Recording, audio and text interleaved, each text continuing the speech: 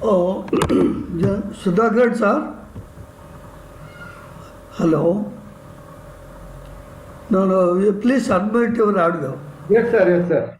I Uh, did it. I think who can start now?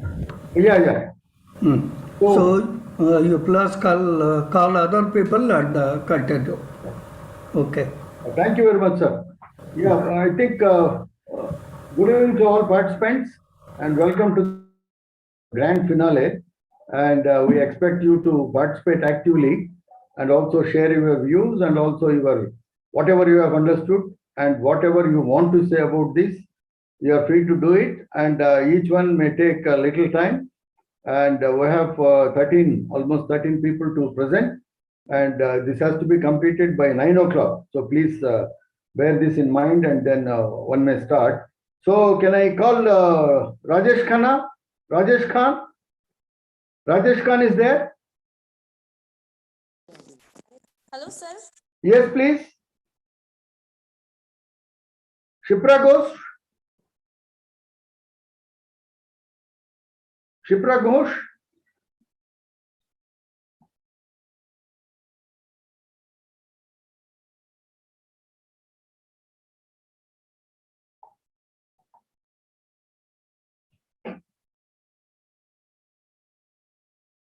Who is presenting?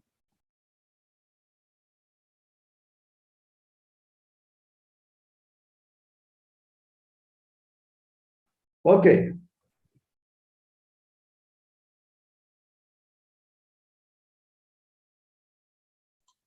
This is Namanita or Shipra. Okay, Navanita is presenting. Okay. Navanita Barman. Yes, sir. Yeah, please continue. You start. I think Shipra has shown the. Shipra was present. Okay, then Shipra, please present.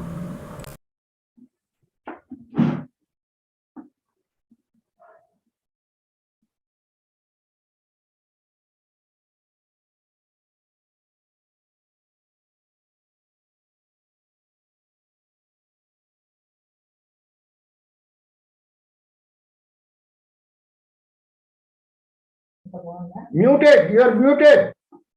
Shipra, unmute. Yes. Audible, sir? Yeah, now you are audible. Please go ahead. Okay. The subject matter for workshop is very interesting, and many research persons delivered their lecture on different matter of folklore. It's very knowledgeable and informative. I just highlight some concepts which I learned. Excuse me 1 second.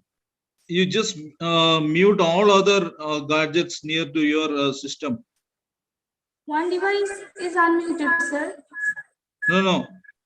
There are other systems also. I mean, gadgets also there.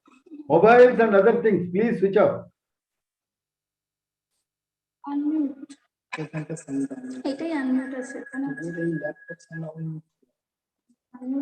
See, some other systems in on. Just cross check it.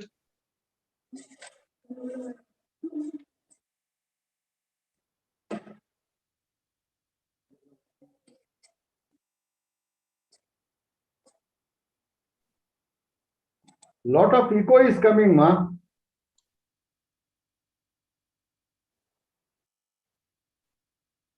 Yes, Kanya Khan, you can present next.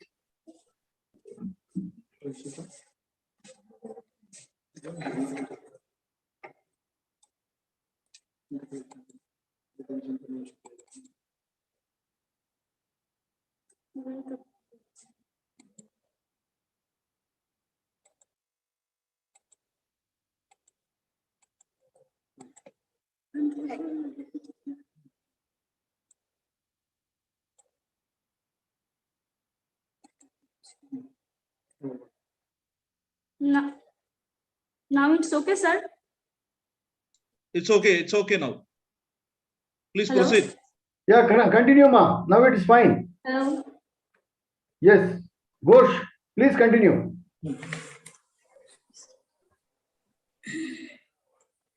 I highlight some concepts which I learned from this workshop. the concepts which I learned and production of knowledge, ideology, culture, cultural evolution theory, development of knowledge, the way nature to culture and cultural evolution theory concept, and also science and social science interrelationship.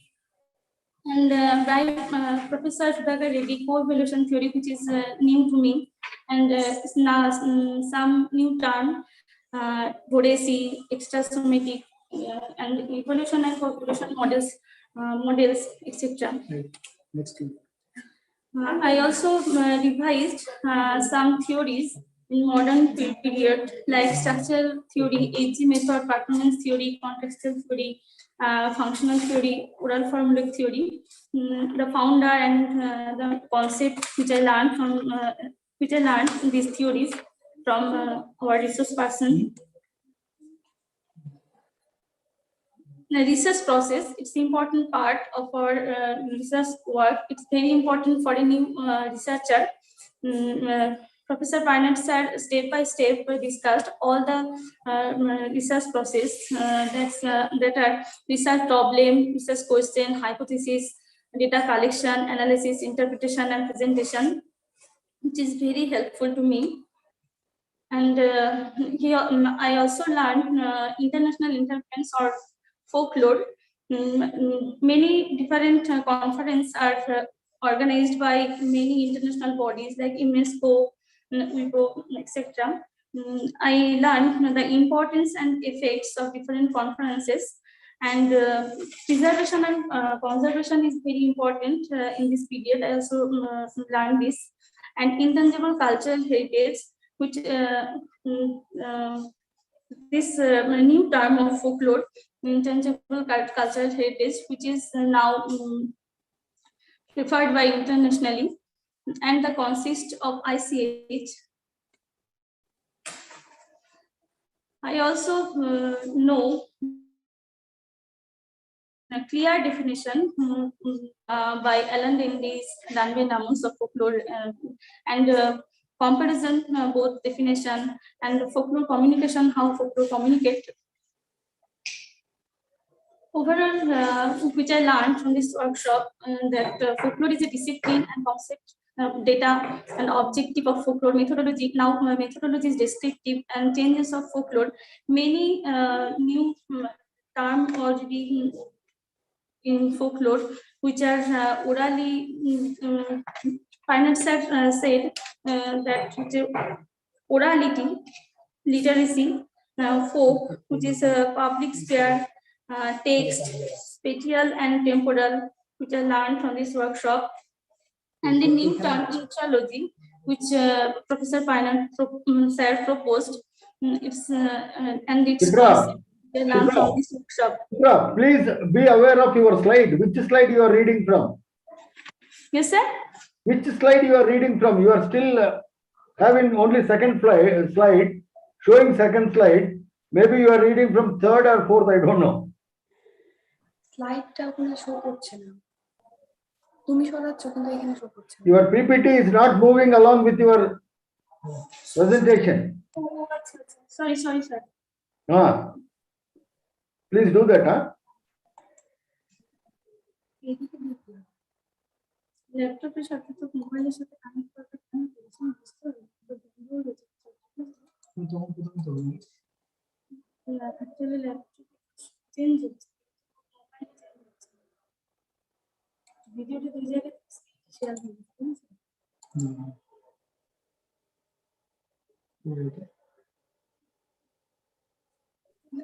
It's okay, you continue. Don't worry about the slide. Continue. It's getting late. এখানে change করে দেবো।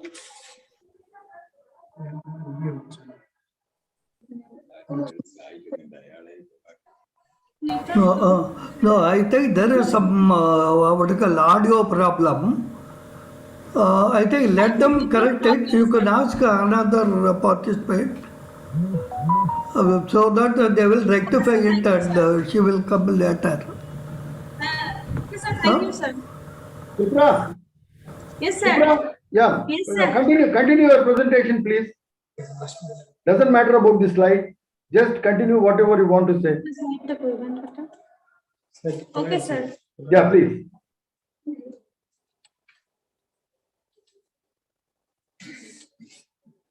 I want to just say that to organize this type of workshop on folklore and folkloristics, and organize some workshop on research methodology of folkloristics. Thank you, sir. No, don't cut short. You do complete your presentation. Don't worry about us. You read completely whatever you have in your mind, or say whatever you have. Okay. So don't cut short. Sir, I complete my evaluation. Oh, okay. You have completed your presentation. I think PPT was not so, but I complete orally. Oh, okay. You have completed. Okay. Thank you, sir. I think what we can do is listen to all, then have, if time permits, we'll have a small debate, and then proceed for the concluding session. So this is what we intend to do. So now I call upon Kanya Khan. Good evening, sir. Am I audible? Yes, sir. You are. Okay, sir. Can I share my screen? Please do. Okay, sir. 1 minute.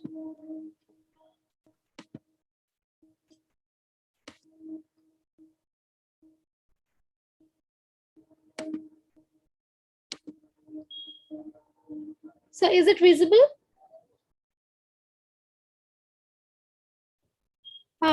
Sir, is it visible, my screen? No. Still it is Ghosh. Ananya Oh my Ghosh. God, I don't know, sir, but I'm sharing my screen. I don't know what's the problem here. Maybe the network is unstable. You do one thing. You can post. Yeah. Now it is visible. Is it visible now, sir? Yes, please. Go ahead. Please let me know. It is visible. Okay, good evening, everyone. Good evening, everyone.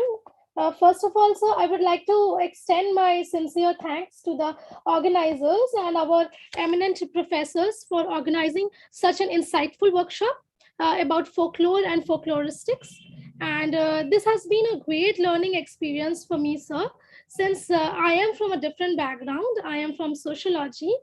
And this workshop has helped me a lot in my understanding about what folklore is and what is the meaning of folkloristics. So I shall come to my presentation. What is my views about the workshop? It's very clear that the workshop has been very informative, and I have gained a very clear understanding of about the folklore studies and folkloristics. Earlier, I was not aware of the difference between these two, but now I do. And I also came to know about the various new concepts in the dimension of folklore studies. And as I have already mentioned that being a newcomer in folklore discipline, this workshop has been a lifesaver for me. So what I've learned from the workshop, first of all, sir, I'm really grateful to Professor Raghavan sir, who shared his deep knowledge and understanding about folklore. He provided us with immense knowledge and the core areas of folklore studies and folkloristics. So what I have learned is the categorization of knowledge, the different stages of knowledge, and from the shift from knowledge to culture, the difference between folklore and folkloristics, the conceptual understanding and definition of folklore, what is the cultural evolution theory, that was, I think, given by Professor Sudhakar Reddy, sir, and what are its impacts, the concept and development of different models of development, and the production of knowledge, and a comparative analysis with the production of knowledge and with that of an industry. We have also came to know about the evolution and co-evolution theory. Sorry, this was given by, I think, Professor Sudhakar Reddy, sir. And we learned about the different attitudes towards folklore and folkloristics during the modern period, the postmodern period, and the 21st century. The rapid commoditization of folklore, which I was not at all aware of beforehand. So thanks to Raghavan sir that he actually provided information about this particular fact, that how folklore has been rapidly commodified in our society as an impact of globalization. and how folklore has been substituted by the particular term called intangible cultural heritage. I'm still very new to this term, so I think I will need to learn more about what is the basic difference between intangible cultural heritage. Of course, sir has provided us uh, information about this, but still I think I need to learn more from this. And of course, the lost identity of folklore in the international platform, and what are the politics behind it. What is the future of folklore in this testing time when this authentic identity is being coerced by the international power holders? And after knowing that folklore is no more internationally, this term folklore does not exist anymore, Raghavan sir introduced us with a new term, which is known as intralogy, and he has proposed an idea to substitute folklore with this particular new term. And we will see in future whether this term comes into use or not. But of course, the particular term and this substitution was quite interesting to know about. And so whatever I've learned from this workshop is immense, and the knowledge and understanding which I've learned and which I've got from this particular workshop is going to help me future in my research career and in my life as well. But still there are some more points which I am expecting maybe in the future workshops organized by Fossils. I will be looking forward to this few stuff that I want to know more. That is, firstly, what are the particular theories that we can apply of folklore while doing a folklore research work? Since I am from a different background, I'm really not aware that what particular theories I can use while doing a research work in folklore. And sir, as we all know that the American culture has a hegemonous effect on our whole world as an impact of globalization.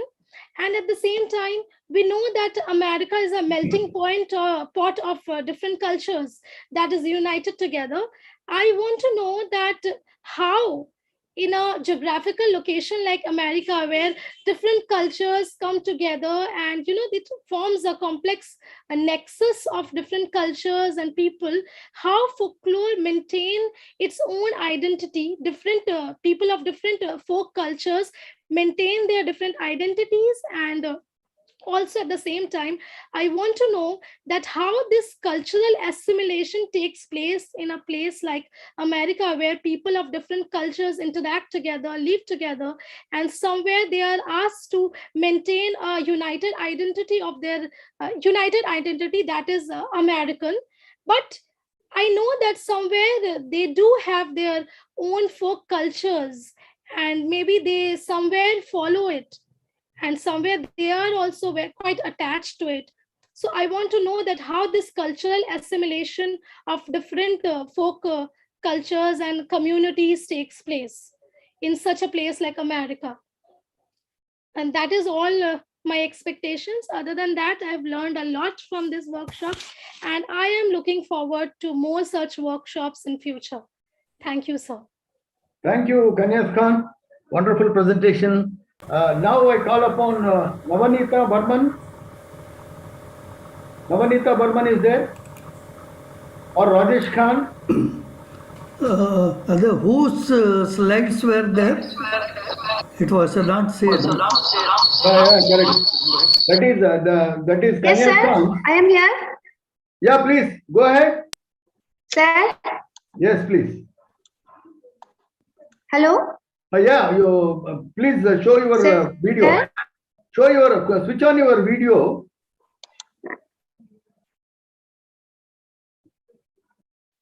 আমি তো কিছু দেখতে পাচ্ছি না।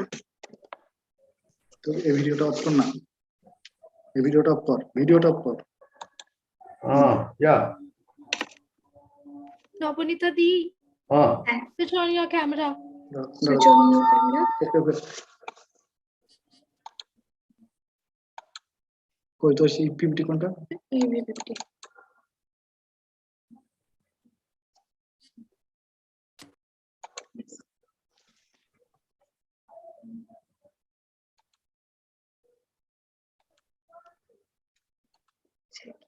গেল ওটা ওটা গেল কি কোথায় খুঁজছো তো কি যে করছে ঘচার ঘচার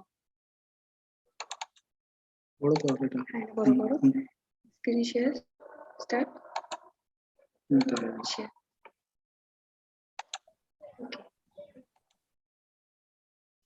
Yes. Go ahead. Good evening Good evening. Go ahead, please. This is in the 15 days workshop, a very long workshop, and in this workshop I gained a lot of knowledge about folklore and folkloristics. Firstly, I thank to all of professors. They delivered the very informative knowledge with share with us, and I gain various new ideology of the of folklore. What I learned in the whole discussion, my second PPT is change হচ্ছে না এখানে change Start a slideshow, Dobonita Di. You put the cursor on the second slide and click it. okay sir Yeah, click it. Yes. okay You do it for the other slides also like this. Okay. এটা minimise করে দেবে এটা minimise করে দেবে minimise করে দেবে ঠিক আছে then what I learned in the whole discussion in 15 days we learned the various concepts. Firstly, the folklore and folkloristics, and next future and folklore, intangible cultural heritage, parallelism between process of production of knowledge and industry, evolution versus co-evolution, concept of omnism, substitution of the concept folklore by a new term. Here this is a new concept, new ideology for me, that the folklore is a term that we know various days ago. In long days ago, we know the folklore word, but nowadays the Paynath sir says that the folklore term is not a appropriate term for this concept. So we know the substitute term, the intangible cultural heritage or intangible folklore. And the next, changing folk and folklore. Or folklore is the concept of globalization, folklore towards intangible cultural heritage. We in this seminar, in this workshop, we know all about these concepts and ideologies, and in the concept of whole international areas, international views. In this conclusion of the slides, overall discussion arises some vital point in front of me. These are three vital points for me. The word folklore is not an appropriate word in the present context or present day. Folklore is a practice, not a knowledge. Paynath sir says that knowledge, folklore is a practice, not knowledge. When the practice is continued process, but continued process, but any other circumstance, when any other circumstance come, then practice not recover the environment. That because practice is not a knowledge. This view is very interested for me. And at last, instead of the word folklore, we can use intangible heritage. It is a new ideology, I think, but some questions arise in my mind of intangible heritage. This is some little bit clarification to me, the word intangible heritage. Thank you, sir. I have not, I concluded this deliberation. আমি দেখতে পাচ্ছি না কাউকে। দেখতে পারবে না। দেখতে পাচ্ছি না। সাউন্ড করো। Thank you, sir. No, I think Sudhakar, sir, regarding the last point, instead of the folklore, we can use intangible. You please correct her if possible. No, I thought we can do it at the end. Huh. Let them present first. So, anyway, right. Yeah, because you are telling, I will just say a word. Navanita or Nabanita, whatever it is. See, you have ended only with intangible cultural heritage. Actually, Raghavan Painad sir is telling that this word has been actually taken up by the UNESCO by dropping folklore. So it is not adding, it is in fact replacing folklore, which is actually the concern of the discipline. So what he suggested is a new term, entrology, and the kind of approach that is required for that. So the last slide, maybe you missed that last point, which is very crucial for the entire workshop, right? So that you missed. Anyway, you can get clarification from your own colleagues, and your professor is there. You can ask him. He'll be able to guide you. Anyway, thank you very much for your presentation. Rajesh Khan? Rajesh Khan? Okay, if he is not there, is Bhagwati madam is there? Bhagwati madam? Yes, sir, I am here. Sir. Yeah, can you please? Sir, Rajesh Khan, sir. Yes, please. Rajesh is there?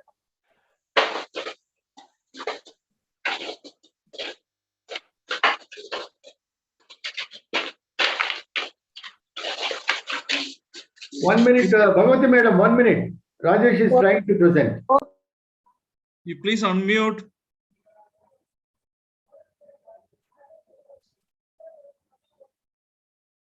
Mr. Rajesh, you please.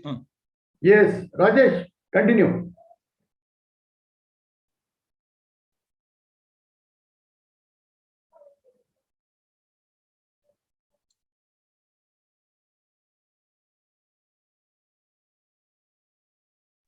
Sir, am I audible? Sir? Yes, please, you are audible. Please go ahead. Go ahead. Yes, you are audible. Thank you, sir. Thank you. First of all, I would like to thank the organizer for giving me the opportunity here. The workshop was very pleasant and informative, and I got to know a lot of information regarding folkloristics and folklore studies.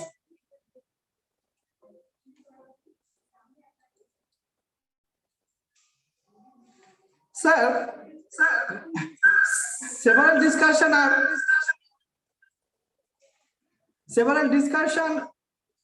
are of interest to me.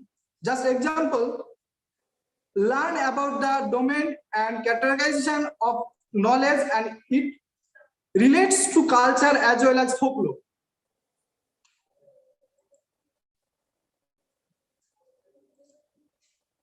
The second was the difference between practice as knowledge. Third, the concept of folklore, like terminology, epithet, objective of folklore, changing of folk and folklore, types of folklore in the context of liberalization, conceptual understanding of folklore, etc. Next, various features of folklore in the respective folklore as inheritance system was very interesting. The fifth point, folklore studies and folkloristics different from each other. The next is folklore as a discipline. This type of lecture very informative, and I got to know a lot of information regarding this type of knowledge. possibilities of folklore and folkloristics and its future. That was another topic. This is informative, and I got to know a lot of information regarding several discussion.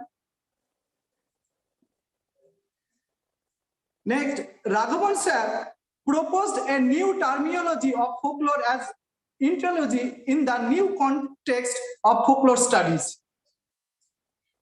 And also we are introduced with the chronological account of folklore from time to time, and we gained an insight about the various definition and proposals of folklore and folkloristics. And as final, there is a very low scope of job with a folklore degree in West Bengal, and Professor Sir Mokbul Islam has very rightly raised this topic on concern. Sir, in general, I have benefited from the workshop in 3 ways. The first was developed our conceptual understanding regarding folklore and folkloristics. The next, develop our theoretical concept of folklore. And last was, we are introduced with the new terminology of folklore as etiology, although it is an early stage of proposal. So, sir, our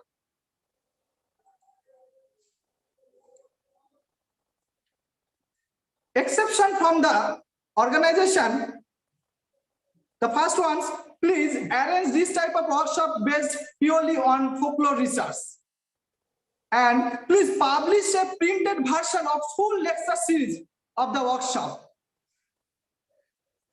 Now the conclusion, I have gained a broad understanding of folklore and folkloristics and its various new aspects, such as some new concepts, new theories, methods, and application to various folk genres, as well as holistic understanding of folklore and folkloristics, which will enrich my understanding of current trends in folklore and folkloristic studies.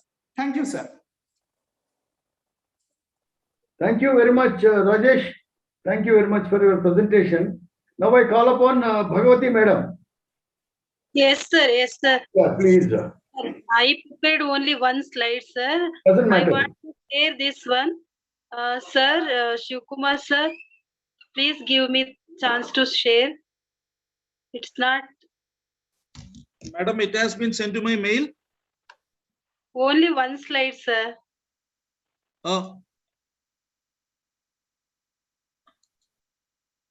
Can I share, sir? Have you sent that slide to him? No, sir. No, sir. Okay, then you have to ask for a screen share. Screen share option, sir. Only Yeah, one yeah. slide. Yeah. Only points I put in one slide, sir. No problem. No problem. Sir, is there a chance of screen sharing by her?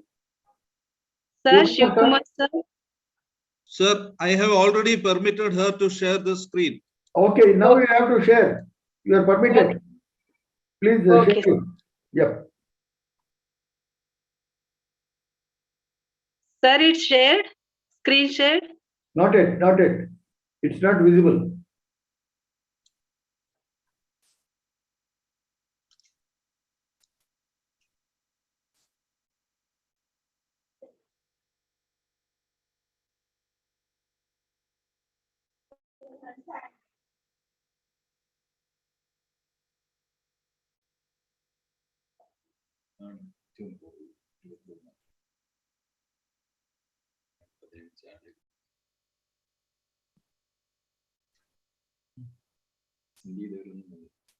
Sir, now it is shared.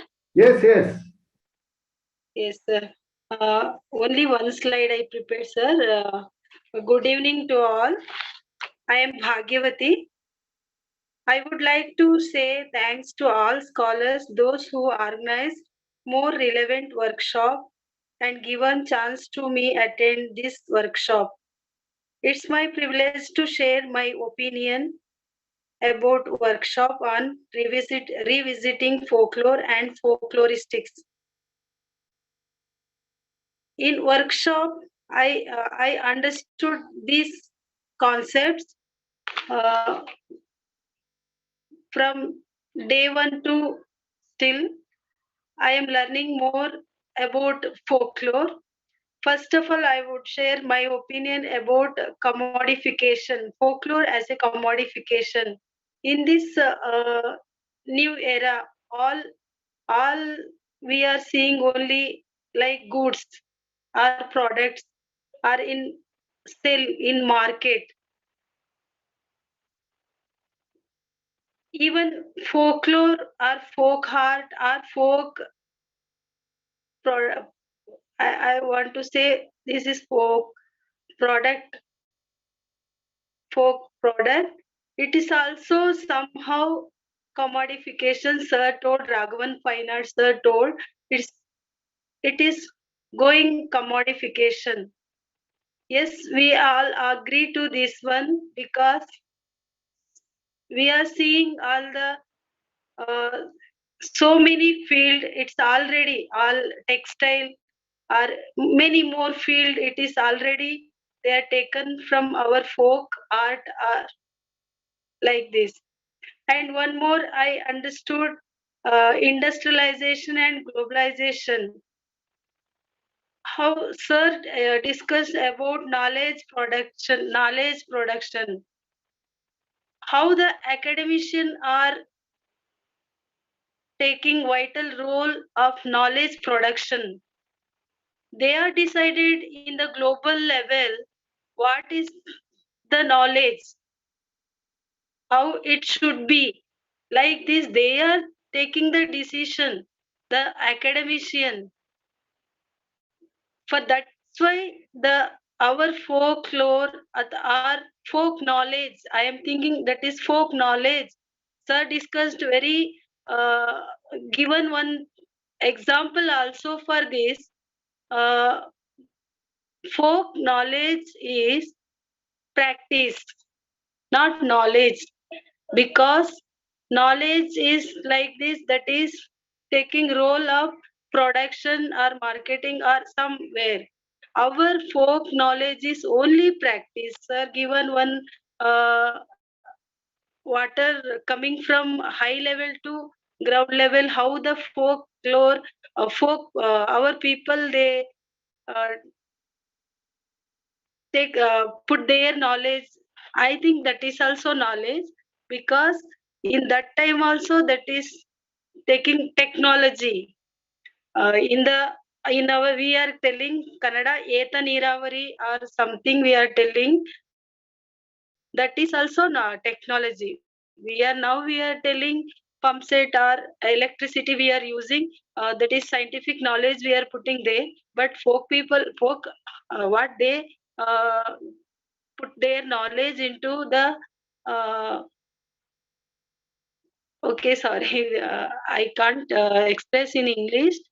uh, okay sir, this is the global level how the knowledge is changing the uh, only the product level. Everything is seeing like product level. Sir explained very understood level. For our level, sir explained very well. And even sir discussed about the folklore is not considered in the academic in like other discipline. Yes, sir given UGC or UNESCO examples, how the UNESCO is changing taken the intangible culture instead of folklore. Sir explained that one. Even UGC are also discrimination the discipline like other. So many discussion going on held in this workshop. And one more, I understood folklore and folkloristic. Sir explained folklore and folkloristic in nice graph also. How humanity studies, folklore comes under humanity studies, this which deals with the human values or human behavior, and science is deals with a few science or social science sir, given this topic. And knowledge production, I already discussed this one. And one more, sir, discussion, conceptual understanding, the sir given Alan Denders and done by the definition for folklore. We that folklore things, we all together, we among this group. And sir discussed about future of the folklore. Sir given new idea to this one, terminology, intrology. I think we need our own terminology. My opinion, this is my opinion. I agree, Raghavan sir is a great scholar. He is researching more about the folklore. But this is purely my opinion. We need our own terms, our own terminology, because we the Indians having different, sir explained that also, diversity. We have different culture or different folk. Each region we have different folk. For that, we need our own methodology for research. We are applying foreign or other methodology, but our folklore, purely our regional, each regional having separate thoughts or concepts somewhere, or rituals or anywhere. It is different. We should learn their regional level only. All Indians, we need our own methodology. And this workshop, revisiting the folklore, is given enlighten us many more enlighten me more concept, understand more folklore. Thank you once again given this opportunity. Thank you, sir. Thank you, Ma. Thank you very much. Now, is Dr. Geeta Devi is there? Geeta Devi? If she's not there, Atul? Sir. Yes, sir. Sorry, sir. Geeta Devi or Atul? Yes, sir. Yeah, you can present, madam. Yes, sir. I shall present.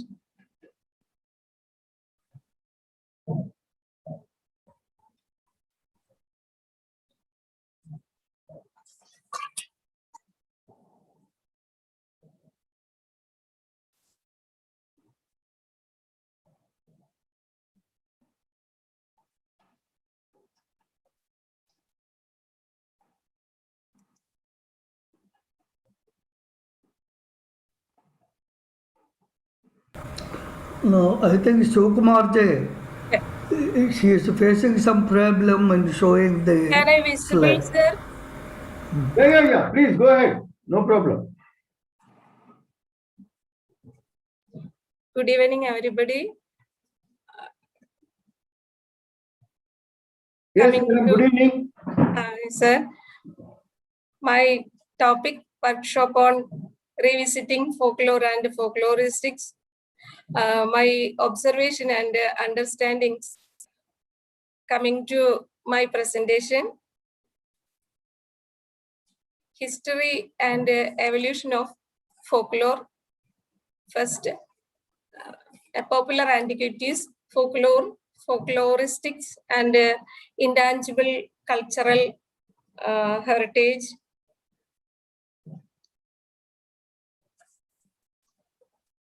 From primitive period, folklore is subject to many evolutions. It was known as popular antiquities. Then it known as folklore. So many theories and definitions are developed in folklore. Most of the studies are done by anthropologists.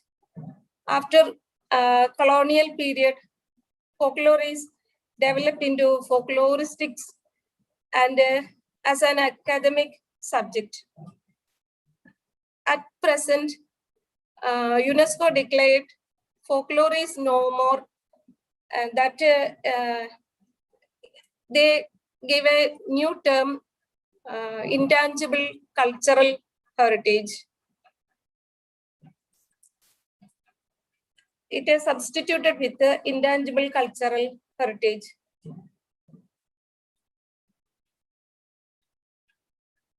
Then folklore studies and folkloristics. Categorization of knowledge.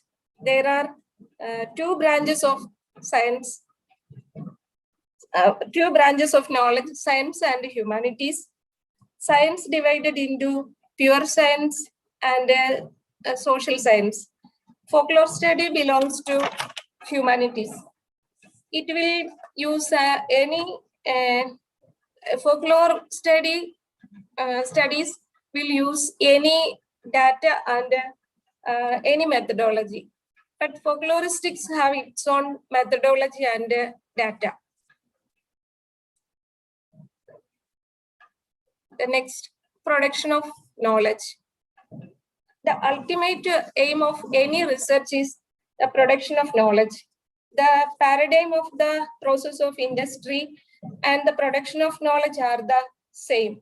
Dr. Akhan explained it in very detail from the colonialization period to industrialization and capitalistic period to the capitalistic period. Knowledge is produced and marketed in the same way.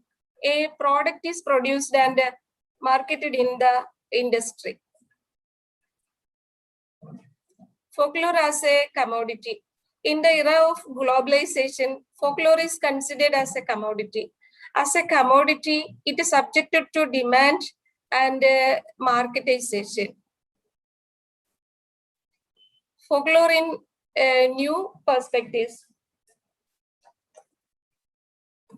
Dr. Akhan said, substituted folklore by a new term, intralogy. All the definitions given by all the definitions of folklore given by Western scholars, they had not considered the term tradition and the tradition. They consider group identity, genre and group text and context with the text. So the new term is given by Dr. Akhan Payanat, that's very relevant. I think that is very relevant. In my point of view, the new definition is very relevant. In postmodern world, globalization and diversification of culture, folklore change into out of context. So many diverse forms in folklore nowadays. In this context, the new terminology is very relevant. In the definition given by Dr. Akhan Payanat, he used the word group and lore instead of folk and lore. Perhaps in a super modern world, all the group activities of today will be known as folklore. I think the folklore is a nostalgic thing. So in the same way, the word folklore is also nostalgic one. But in the postmodern condition, all the diversity of folklore we want to include in a particular word. So the new word is very relevant. But in my point of view, we want our own our own content of in the point of view of in the our own new word instead of a foreign word. Okay, thank you, sir. Thanks for all give an opportunity to attend this workshop. I am not a folkloristics scholar or not a student in folkloristics from the faculty of Malayalam literature. So many mistakes from my presentation, I know that sorry for the mistakes. Thank you for all. Dr. Bhaktavatsala Reddy sir, Dr. Akhan Payanad sir, and Chalaperumal sir, Sudhakar Reddy sir, and all participants. Thanks again. Okay.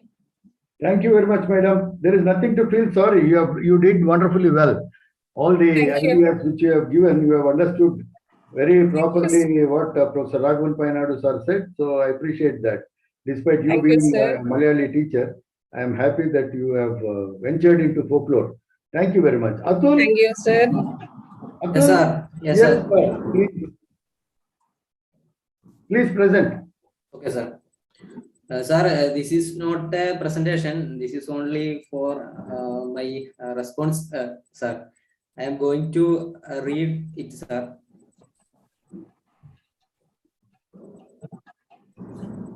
It was as part of my undergraduate studies in Malayalam that I began acquainted with folklore as an academic subject. The main topic of study included the definition, characteristics, classification, and the diverse genres within folklore. Although introduced to the stalwarts in folklore like Alan Tenders then itself, the studies at that point largely addressed folklore as a tradition and heritage. My theoretical understanding of the subject was much developed when I took up folklore as an elective course in the third semester of MA. The initial reading and participation in seminars shed a great light on learning more about the discipline of folklore. This changed my old perceptions of the academic subject of folklore. It is in this context that I got to be a part of the 3 days of the webinar series jointly organized by the Calicut University School of Folklore Studies and the Kerala chapter of the Folklore Society of South Indian Languages transformed my attitude towards folklore itself. Raghavan Payanad words, folklore has its own politics. We can march together were extremely motivating. This workshop had actually been about answering questions like whether production of knowledge merely the process by which knowledge is produced, and should it not be understood as a linked with the changing contemporary socio-political setting. A look at the history of folklore studies in our country reveals that it developed to as an academic discipline. Despite folklore studies being a deeply dynamic area of study in academia, there has many reasons in any case. Unlike other academic disciplines, folklore has always been a popular subject. So approaching folklore merely as a repository of ancient legacy no longer makes sense. Today, contemporary problems are being interestingly addressed through folklore. We need to comprehensively evaluate how it approaches neo-colonialism, neo-capitalism, liberal policy, environmental issues, and women and Dalit questions. The workshop has led to the realization that folklore is also an approach that interacts with time and context in many ways. Wisdom or knowledge is constituted by making ideas, putting them into practice in life situations, passing them on for generation, preserving them, and in the meanwhile, some are lost forever. Although studying folklore might involve a scene of loss and feelings of nostalgia, focusing on such aspects alone will lead to the study of folklore being limited to a kind of primitive learning. But in fact, a folklore study is highly dynamic area when it comes to addressing current issues. The idea that folklore is also a study of the folk has already been acknowledged. The workshop helped a lot in moving ahead from the perspective. The prospect of small groups, otherwise called folk, is fading in recent time, and the instead concept as unity in diversity is leading to forced homogeneity. Democratic and participatory knowledge production, accumulation, and distribution out to be at the heart of our education system. At a time when new policies are being formulating, eliminating such aspirations, privileging knowledge and using it for ulterior motivates, it is highly important to constantly keep talking of decentralization and democratization of knowledge, the most appropriate platform for this folklore, because of the potential it holds for popular participation. Being a learning project that grows, develops, and evolves as life changes, folklore learning is significant across all periods. Folklore is a source of wisdom and an academic discipline in itself at the same time. Terms as history, geography, physics, chemistry, botany, or zoology are popular among the public, and they have a general idea of what the subject is about. But the term folklore is often understood as a mere tradition and heritage, and that perspective need to change. Recognizing the laboring potential of folklore, the inventions made by many in the field need to be traced and done. This workshop shed light on lot of topics under folklore research, such as the position of folklore in the knowledge system, the misconception created by cultural evolution theory, the difference between folklore and academic folklore, the discipline of folkloristics, subject, object, objective meaning, methodology, and problematic analysis, and the possibilities of coining a new term, indology. Questioning like how should we produce knowledge in relation to today's socio-political atmosphere, and what is the role of disciplinarity in such knowledge production, have been a major takes place from the workshop.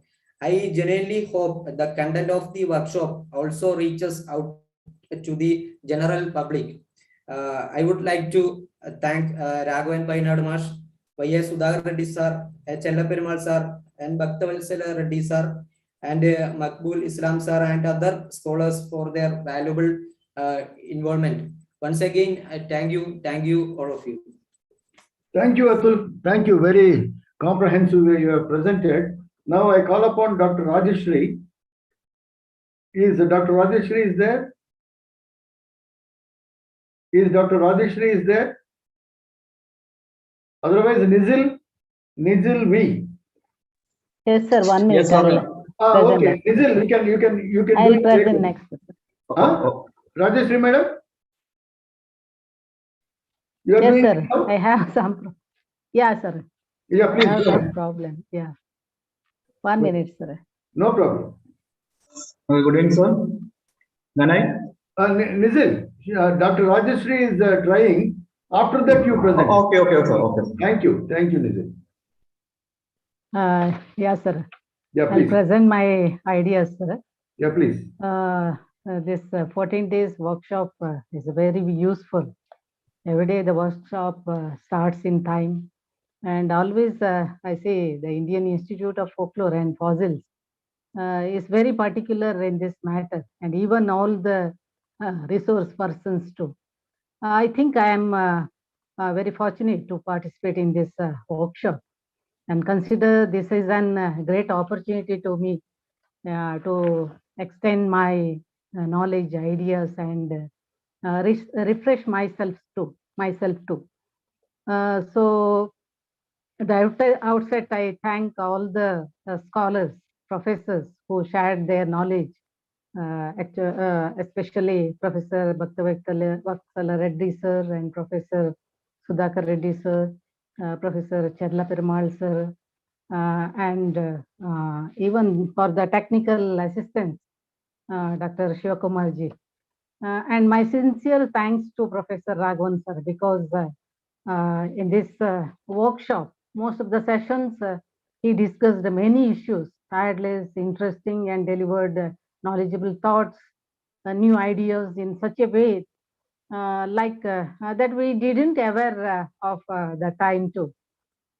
Before all the participants join, he and Sir Bhaktavatsal Reddy sir and all the scholars, professors, they join.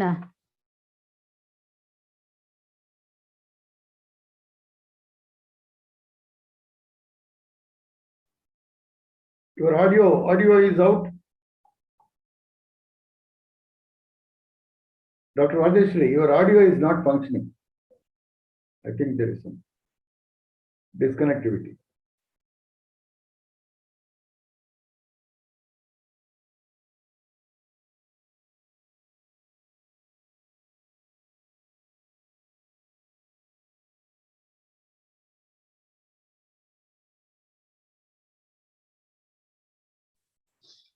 Yes, sir. Am I audible, sir? You are audible. Please go ahead. Okay, sir. Yeah. Professor Raghavan, sir, I was referring. Because in most of the sessions, he discussed many issues, tireless, interesting, and delivered knowledgeable thoughts, new ideas. And before all the participants, our Bhaktavatsal Reddy sir and even Sudhakar Reddy sir and Payanad sir is also very punctual about the timings. We all seen earlier too. So Payanad sir well disciplined not only in time, in the way of presentation, delivering his thoughts, and even PPT presentation. His systematic and perfect even in expressing his ideas. All the sessions delivered are knowledgeable, insightful, and thought-provoking ideas. So all the senior professors, they are always enthusiastic and keen about sharing knowledge to the youngsters. And I consider this is a great opportunity, and I am fortunate to be a participant in this type of academic discussions. It elaborated my ideas that made me to think, rethink, and generate new ideas. This 14 days workshop, in this workshop, we discussed so many issues with the new ideas. Professor Raghavan Payanad sir showed light on many concepts, and even Sudhakar Reddy sir and Chella Perumal sir, Professor Makbul Islam sir, and here Sir Raghavan Payanad sir discussed how can we discuss folklore and folkloristics in a different perspective in this modern scenario, and future of folklore and folkloristics, and about a domain of knowledge, production of knowledge at different levels, the strategies of folklore and folklore studies in modern period, conceptual understanding of the definition given by scholars. Mainly, he compared the main things of definition by Alan Dundas and Dan Ben Amos. So as an folklorist, and he made an attempt to coin a new Saxon compound word, that is intrology, and try to give a new definition. Sir, am I audible? You are audible. Please go ahead. I think intrology is a scientific term used in this modern scenario. As the concept of folk and lore has got wide perspectives, but I think the effort is good. But the smell or sense of folklore is less in this term. I think it is like a scientific term, but he elaborated it in a very elaborate way. And one more important point I would like to point it out about this workshop is all the recorded sessions are available in YouTube, and the links are also shared so that at any time it's useful, and not only the participants and others also can get this knowledge. And about intangible cultural heritage, I think it doesn't cover the width of folklore. The economically developed countries dominate the folklore field too.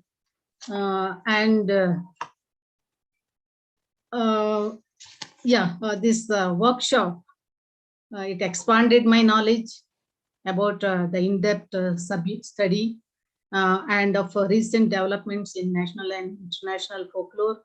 And it gave a new dimension of my thinkings analysis, and future research in folklore too.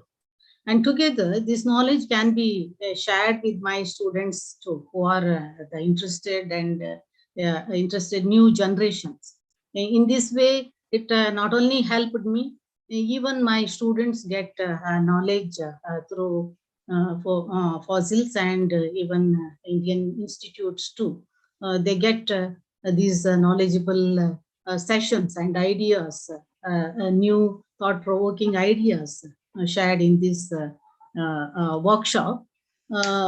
So thank you very much for all the senior scholars and organizers and all the technical assistance given by Shiva Kumarji too. Without this technical assistance, we can't do a perfect and a successful seminar too. So thanks a lot. Thanks to all the participants too. Thanks. Thank you very much, madam. Thank you very much for your presentation. Now I call upon Nizil. Hello, good evening, sir. Yes, please. Go ahead. Okay, can I share? Yeah, please.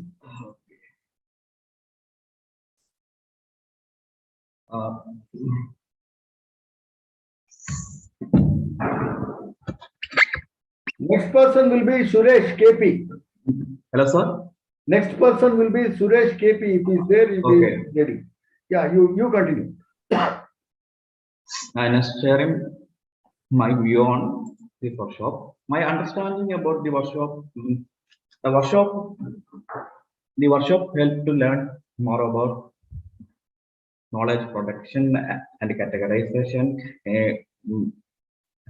The beginning of the workshop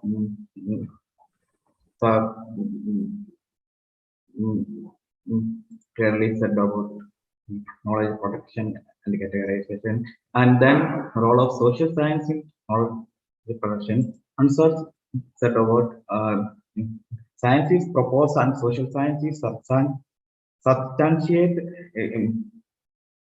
the commodity, and social science try to tame the humanity in the consumerization of the product knowledge.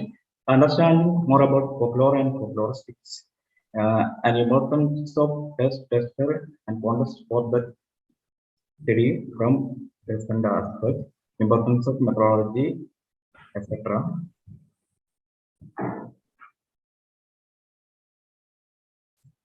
Okay, sir. As I come with folklore in my view folklore as a drawback and his take as a discipline. First of all, come to the definition. Folklore as Nizal, your audio is not clear. Nizal. Audio your clear? audio is not clear, sir? Your Hello, audio sir? is not clear. Can you hear? Yeah. First of all, come with the definition. Folklore has no clear-cut definition. All of the definitions are chosen by. There are 21 definitions collected by Maria Leach. That all are comments about the folklore. We take about the Arundhati's definition. Who are the folk? Among the others, and the other definition, I Dan Namas, the artistic communication in small group. So also just comments about the folklore. Other point, easy to mold anyone, any agencies as they like. Folklore as easy to mold anyone and any agencies as they like. In earlier stage, folklore considered a study of orality. Is considering study of orality. Now the 21st century, UNESCO substituted by another concept for the folklore, intangible heritage. Then come with the theories. There is lack of theories in folklore its own, and then come to methodology. There is no clear-cut methodology in folklore to study, and come to another point. Ordinary people have no idea about this discipline or difficult to understand the subject. And someone knowing about the subject of studying folk song, others knowing about folk performance, and others is tradition performance, etc. Now come with the folkloristics. Folkloristics have a clear-cut definition. Folkloristics is a scientific study of lore of any group of people who feel themselves as be among others in relation to its very taste and surroundings, genres in search of their diverse identity.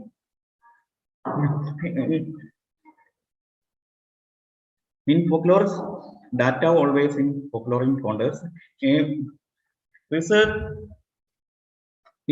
process always in directive. Process of research towards diversity principle from universal. Folkloristic aspect, clear-cut methodology. And another point, in supporting in model of development. In the folklorist research also is an observer than an subject, and come with another question. Why Darwin sir proposed a new term instead of folklore? Internationally, folklore is substituted by intangible cultural heritage by UNESCO. The reality of existence of folk and village community is questionable, and the academic folklore solemnly rested upon data, and he proposed a concept, intralogy. Intralogy is a scientific study of lore, any group of people who feel themselves as be among others in relation to its very test. and surrounding journals aimed at in search of the mutual relationship between group and lowering sense encourage into identity of a specific group of people. And in my, I got my doubt and questionable aspect. In Indralogy, always studying Venus, uh, uh, and also researcher always try to be part of a community, always a promoter of their worldview only. That means the community worldview. Researcher always promote the community's worldview, and as acceptable things are, it is new approach to knowledge production. It can accommodate any folklore forms, also can take any changing forms in folklore forms. And another point, any discipline or subject can have two approaches in study, etc. Thank you, sir. First of all, and I thank you to Dr. Raghavan Payanad, Bhattavath Reddy sir, Y.S. Sudhakar Reddy sir, and Chalaperumal sir, and the entire team for this workshop. Thank you, sir. Thank you very much. Thank you very much, boss. Now I call upon Suresh KP. Is he there? Yes, sir. Yeah, please go ahead. Hello. So audible, sir? Yeah. You are audible. Good evening. Yeah. Next Okay, person is sir. Padmini Rangarajan. If she is there, please be ready. Padmini Rangarajan, next person. Yeah, Suresh, please go ahead. Yes, sir. Yeah. Good evening, everyone. First of all, I express my sincere thanks to the organizers and eminent professors. I also express my thanks to get an opportunity to attend this workshop. From this workshop, I expected from the workshop the new knowledge about the folklore research and methodology of the folklore research and present status of the folklore research in India and issues facing folklore in the globalized era. And my experience in this workshop, I got a chance to attend attend and talk the eminent folklorists and scholars. And Professor Raghavan's class gives a new approach to the folklore research. He explained many concepts in folklore and described what is the interest of the UNESCO towards the folklore. And the interference of international agency on folklore is a very useful session to understand the politics towards the folklore and got a clear idea about the copyright, intellectual property right, and patent rights. Regarding the intralogy, definitely a new approach. I heard a Malayalam lecture, the Agapadanam concept from his talks 2 months ago. And many confusions raised at that time. But from this workshop, I got a clear picture about the intralogy and inters concepts and the future steps and some doubts about the workshop and future action. And the application of the folklore research, how we use the concepts. How would this concept use in the folklore research? And I think need a constant research methodology training to the youngsters in the field, because I attended a 24 days research methodology conducted by Professor Raghavan sir. And I realized that the research methodology is how it's very serious and it's very difficult one. And how to apply the uplifting model of development in the academic folklore, because in the globalized context, the international agency and national agency need the unification model of development. And the intralogy approach and uplifting model of development is an alternative model for resisting the globalization and commercialization.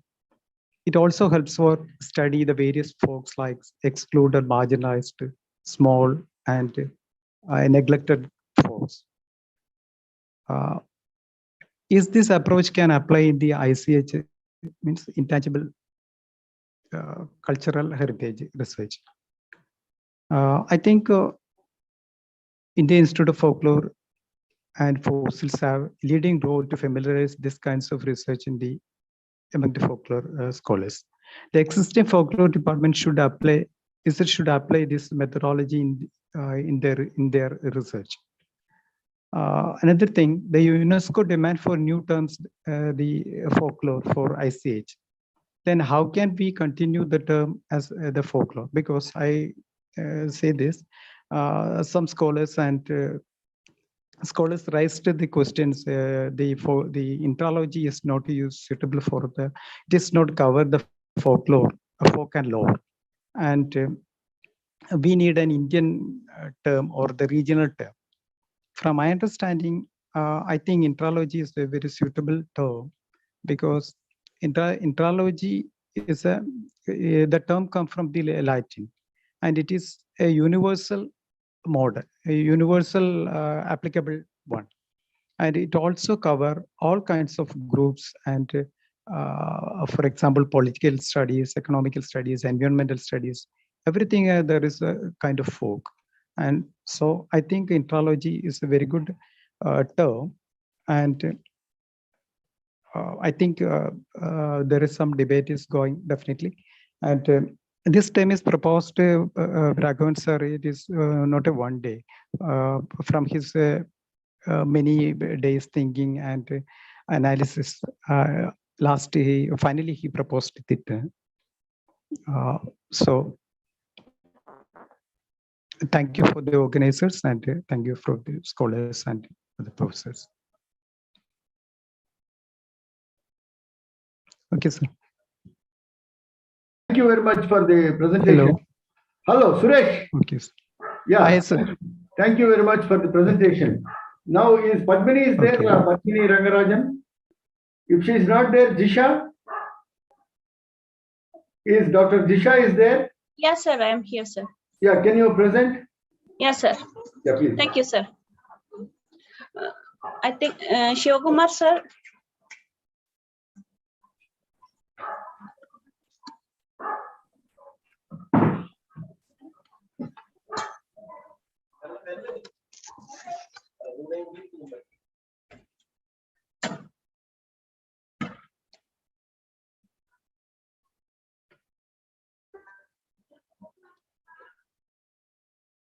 Sir, am I audible? Hello? Yeah, you please continue. Okay, thank you, sir. Good evening, all. I'm presenting a few of my views here about this workshop. As per the direction from the authorities, I'm presenting a few of the views here. First of all, I would like to present about the workshop. Sir, the workshop started from Dundas definition. Sir started from Dundas to and ended with Dundas. This workshop started with pointing out the definition of Dundas and ended by analyzing what happened to the definition of Dundas and why he degraded in the academics. Sir explained this in detail, and I feel that we can't find this details in any of the literature available in the field of folklore. And the policy of UNESCO, the decision of UNESCO on folklore is detailed here. The ultimate truth behind the decision is explored in this workshop. So I got an elaborative idea about this. I think this much detailed description could not be found in any of the literature found in the field. And coinage of the word. This is a great achievement. I feel it as a great achievement of an Indian academician. In folklore, most of the contributions are made by the foreign scholars. In these circumstances, I hope this will be a milestone in Indian folklore. Shivakumar sir, next slide. What I expected. I expected more exploring concepts through this workshop, and this workshop was beyond my expectations. The presentations of each days were very much remarkable, and the presentations of resource persons are also valuable. Being a beginner in this workshop gave me a lot of exploring thoughts, concepts discussed. So many concepts discussed here, like the knowledge of categorization of folklore, folklore classification, knowledge to culture, folklore as discipline, alternative model of knowledge production that leads to sustainable development, folklore and folkloristics from modern period to 21st century, folklore and folkloristics during modern period, production of knowledge in terms of unification model for development, folklore studies and folkloristics knowledge and development paradigm, knowledge and development paradigm of knowledge production and industry, cultural evolution theory and its impact, and future of folkloristics. Sir, all these concepts were explained in detail. I feel it as a wonderful movie. It started with a flashback and ended with an exploring climax. Shivakumar sir.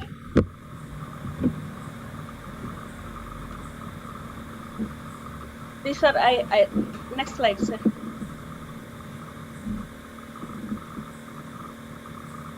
And I'm concluding. This 13 days presentation, discussions and clarifications was very informative. Even though I attended the 7 days workshop in Malayalam, I got more ideas from this 13 days workshop. These are my few points. And finally, I would like to thank the organizers for providing me a chance to attend this workshop. I would like to thank Professor Payanat sir for the exploring ideas. And I would also like to thank Professor Bhaktavatsal Reddy sir, Sudhakar Reddy sir, Chella Perumal sir, Shivakumar sir, and other resource persons. Thank you. Thank you all. Thank you, Jisha. Is Padmini Rangarajan is there? Is Padmini Rangarajan is there? I don't think I can see her in the list today. But anyway, now we have almost completed.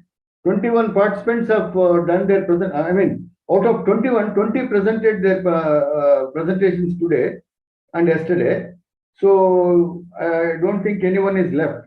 If anyone I forgot, you may kindly come up. Otherwise, I will call upon Dr. Shyamala and also Dr. Venkatesha to present their views. They are organizers, but still, I wish to have their feedback also. So, sir, I think before that, yeah, you can summarize if possible, major points of the participants. Also, I thought. Okay, we will do it there. Okay, yeah, okay. because they are only about the workshop. We are not talking about the organizing point of view. Right. Is Dr. Shyamala is there? Professor Shyamala? Or M.N. Venkatesha? Yeah, I can see Dr. K. Shyamala here. Maybe she is not there. Is Professor Venkatesha is there? Yeah. Now I ask Professor Bhaktavatsal Reddy sir to present his views on this workshop, not from organizers' point of view, only on workshop, on lectures of Professor Raghavan Payanat sir. Then I will sum it up. Yeah. Thank you, sir.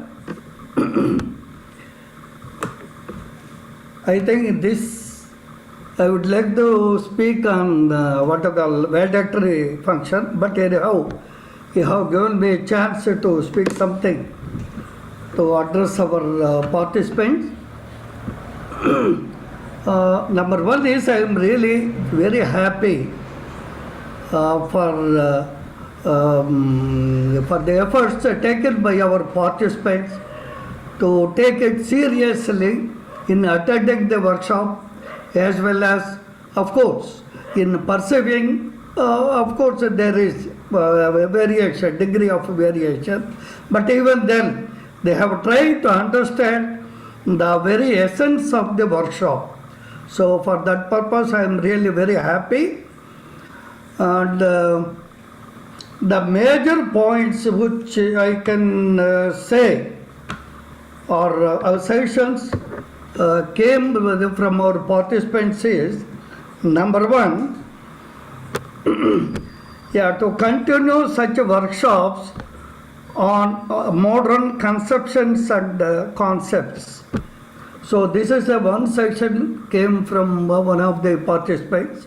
So that means they are very much eagerly waiting to attend such workshops even in future. So that means they are in need of getting knowledge on folklore research as well as other aspects connected with the folklore. So that's one thing. It's a kind of obligation on the part of the I think Institute for Indian Folklore to think about it. So it's one thing. And the second point, which someone has raised, that to organize workshop series on various theories on folklore as well as on research methodology. So this is also a point. As we all know, the Folklore Society of South Indian Languages, FOSILS, has conducted 17 such workshop series on folklore in South India. First 4 workshops were with English as a medium. Later on, we moved to regional languages, Tamil, Malayalam, Kannada, and Telugu medium we have conducted. But unfortunately, in Indian scenario, there is no institution as such taking such pains to train our students, train our researchers on folklore study. The main drawback is, yes, you all know, I think any discipline is having its own boundary for its study, except the folklore. And folklore became, I think, anybody's boundary. Anybody can come into the field of folklore. You can come at any time of folklore, and you can work in the field of folklore. The main drawback is, even though we have departments of folklore in India, even from 1960s onwards, to be frank, Professor Raghavan Painod is a MA in folklore and also MA in Malayalam. He got his degree in 1970s.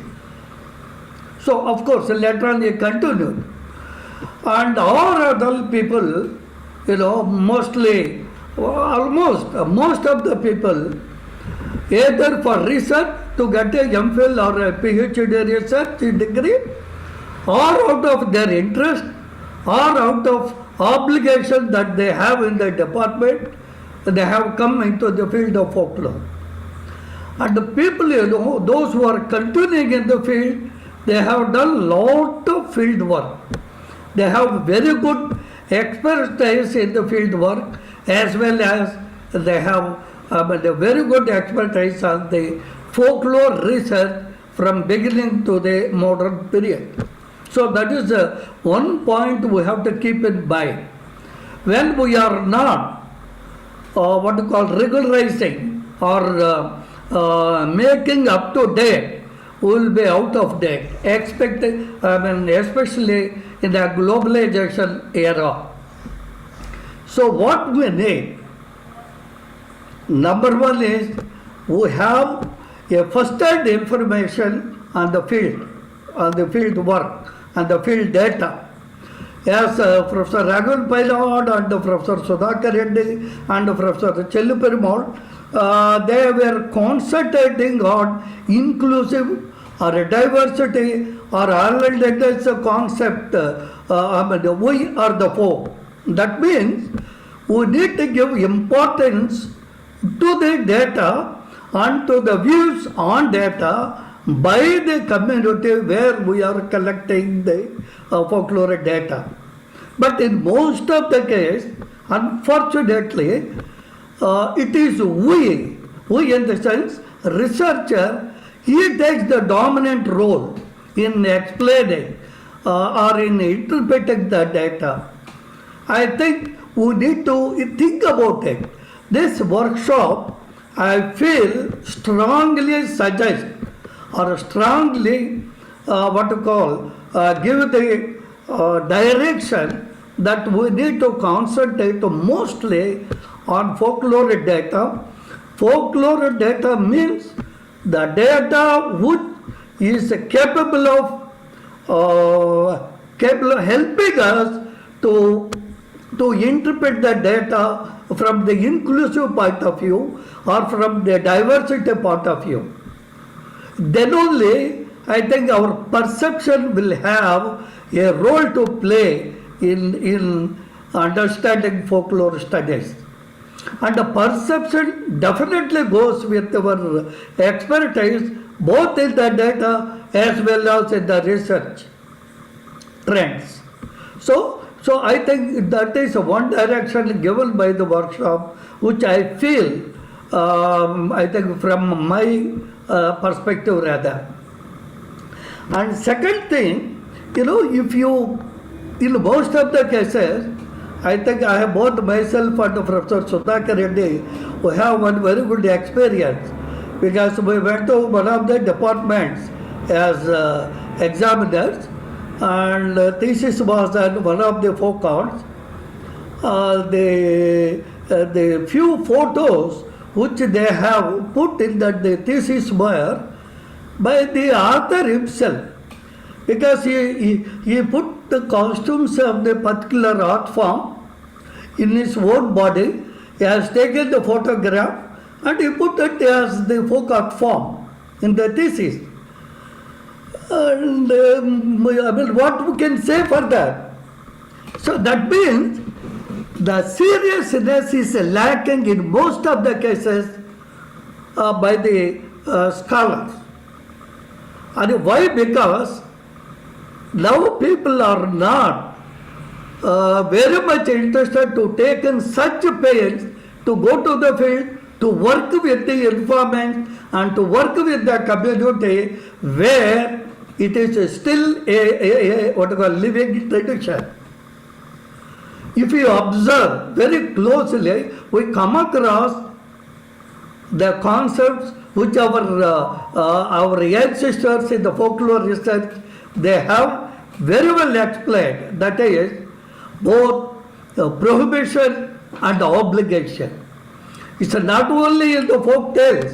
In each and every aspect of folklore data, we come across with prohibitions and obligations.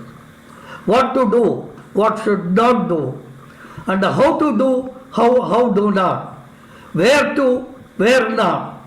So, such kind of information we get from the data. It is possible only we have deep knowledge or a deep expertise with the folklore data.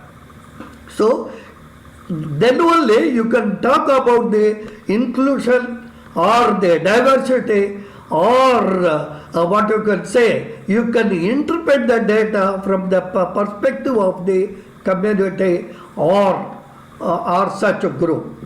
So, this workshop has rightly gave a direction to the scholars to give more importance to the collection of folklore data from different angles. And one more thing is the genre. Genre, what was identified as a genre in the beginning of the word that has been introduced in folklore research is different what scholars conceive about the genre in the modern period. So that also there are a lot of developments that have come in the explanation of that.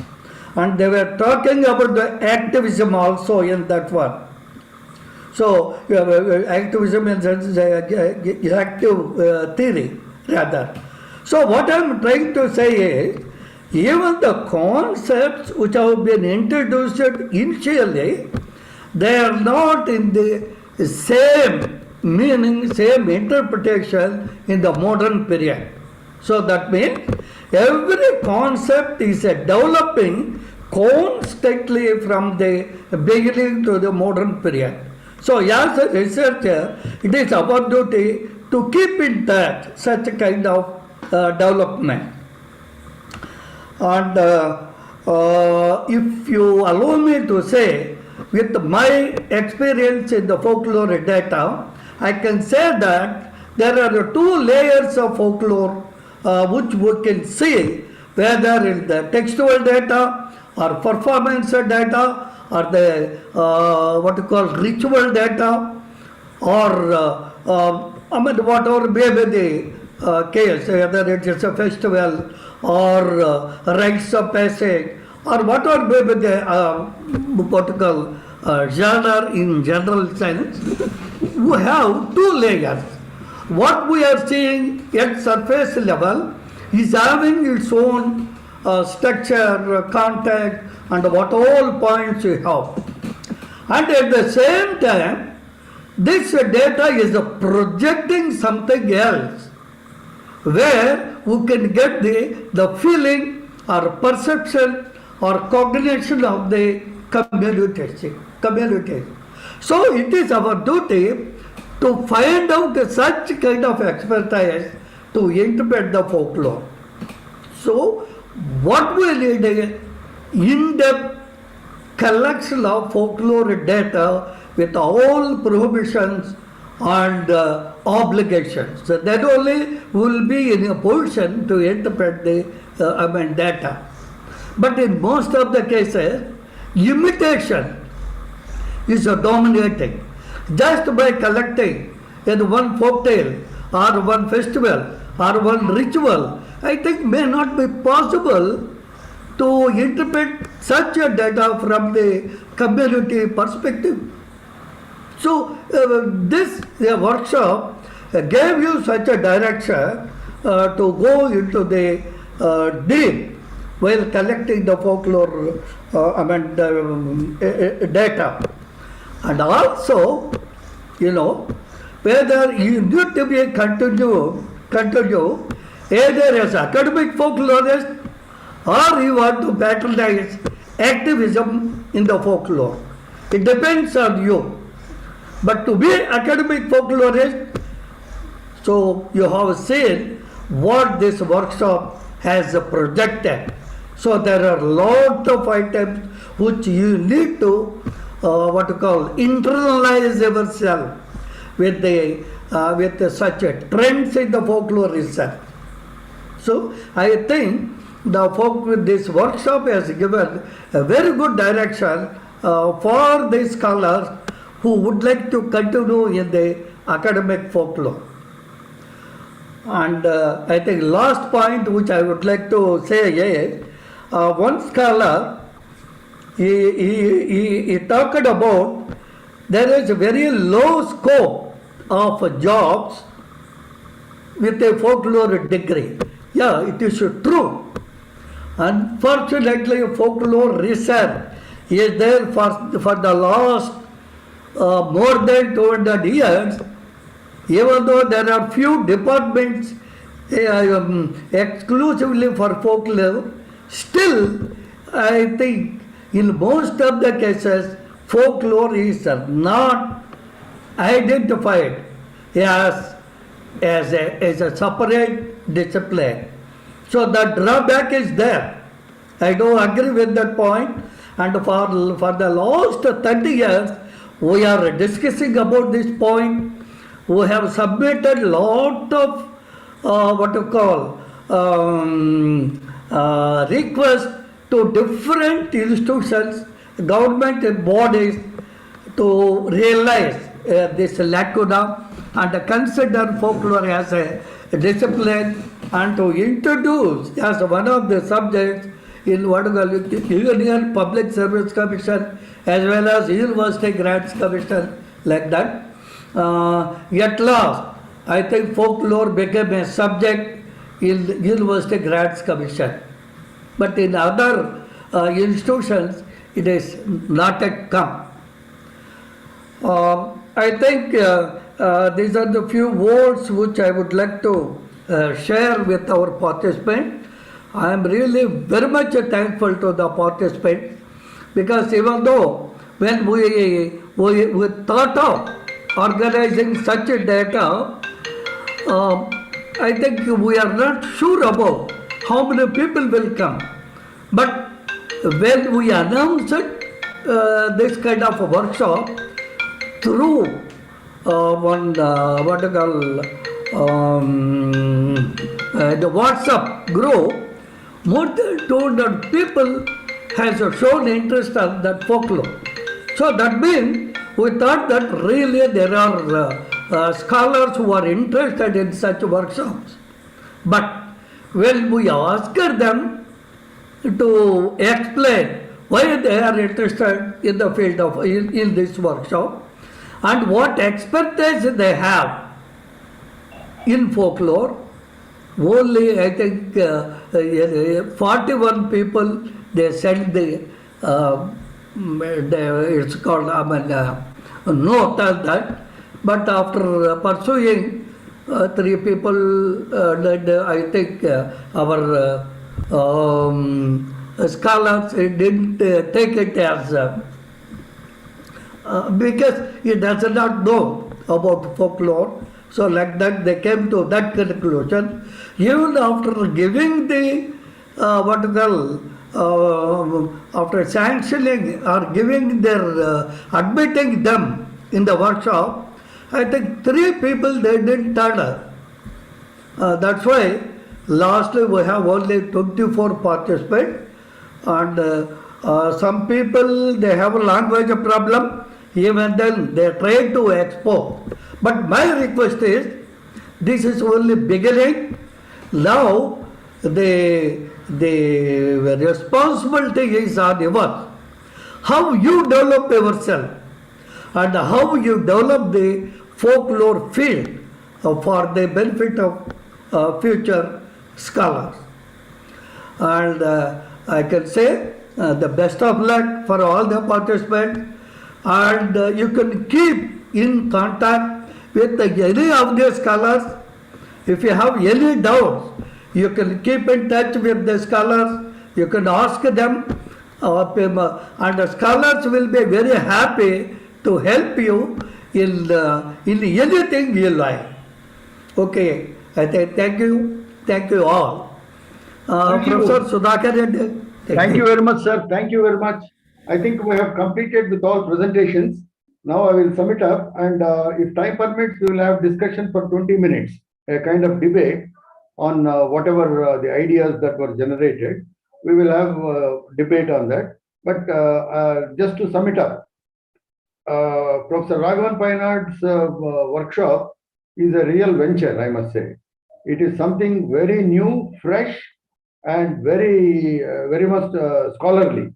So all his experience in the field of folklore for the past 40 years, he has put it in a nutshell and then summed it up in 10 days workshop.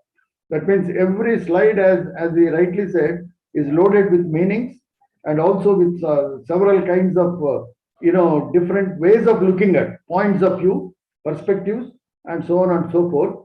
And he has brought the whole folklore idea from folklore, starting from a data, starting from small communities of underdeveloped kind, savage kind, to that of the global age, where the folklore is almost like a commodified kind of object, and therefore it has a different status and also different kinds of nomenclature. Now, he has also pointed out very well the knowledge system, how it started growing with the concept of development, and then how development has affected the very discipline and also the ways we look at the discipline. And in the process, folk also got affected because they are not left out of development. As and when they start developing, their lore is also getting problematic and also becoming, I do not say vanish, but getting into different contours and different kinds of challenges, different kinds of placements it is taking place. That also he has explained. Ultimately, we have come up with what is known as intangible cultural heritage, the UNESCO kind of thing, from local, very local to that of international. How folklore has developed through all these processes. He has explained it very well, and he has his own ways of looking at, and a scholar needs that, especially when a scholar presents his data, he always presents the data with some kind of ideology, if not some kind of objective. And he has fulfilled that objective. Without that, it is not a scholarly work. If it is simply a description, then it means only you are describing an object but not telling about the object, rather your understanding of the cognition of that object. So scholarship always needs the second layer, that is not just the description but also how it describes itself will lead to a kind of conclusion. So this is exactly what Professor Raghavan Painad did in his 10 days workshop. And of course, he has the final thing is culminated that because the nomenclature of folklore is dropped by the international agencies, can we not find another suitable kind of, alternate kind of terminology that he has experimented, and it's a welcome gesture. After all, a scholar is free to coin certain new terms, and terms are not simply terms, right? What Levi-Strauss calls it as, it is not the terms by themselves are significant, but the attitude towards those terms, that is significant. He talks this in the context of kinship. Anyway, I'm not getting into that, his theory, but attitude towards the terminologies, that is most important. And Raghavan Painadu sir has did a wonderful job explaining his attitude, what would be the future if the same attitude of folklore being taken as intangible cultural heritage, ICH. If the same attitude continues, yes, there is an endangered, it becomes like an endangered species. Both the discipline as well as folklore becomes an endangered. If nobody starts studying, then how it is going to have reflexivity, right? Most of the studies we know, see, for example, the best classical example is the Laurie Hanco's Siri epic. Siri epic is a reflexive kind of methodology that is used. He has asked the narrator to perform the entire what you call epic of Siri, and in the process of performance, he started updating himself with the new what you call themes, and the themes are getting into the formulas, and therefore the epic tradition continued to grow. So it started, the original perhaps is 800 lines, it went up to 3000, more than 3000 lines, and it is the biggest epic. Even Kalevala doesn't have such many lines. So that is his understanding. So it can grow because of the reflexivity. Is getting reflected. The narrator gets himself reflected of what he is doing, how he can improvise, how he can add or deduct these epic stories. That what you call experiment he did it. So folklore always has this concept of reflexivity within. So that reflexivity very beautifully brought out by Professor Raghavan Painad in the last slide, where he started talking about the new terminology. We have to take in that positive sense. Of course, terminologies may have their own issues, may have their own limitations.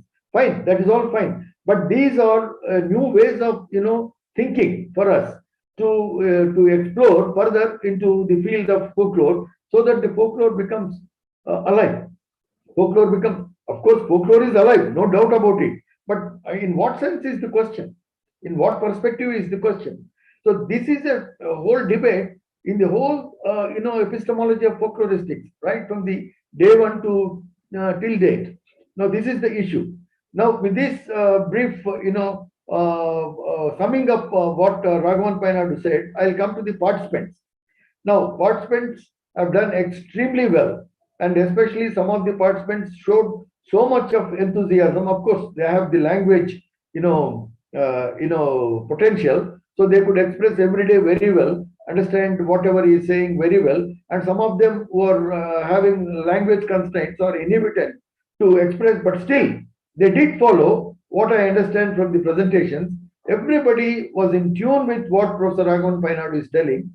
That is a wonderful, a group. We make a folk, workshop folk, where everybody understood the language of Professor Raghavan Painadu sir, and also the ideas connected with this language and knowledge.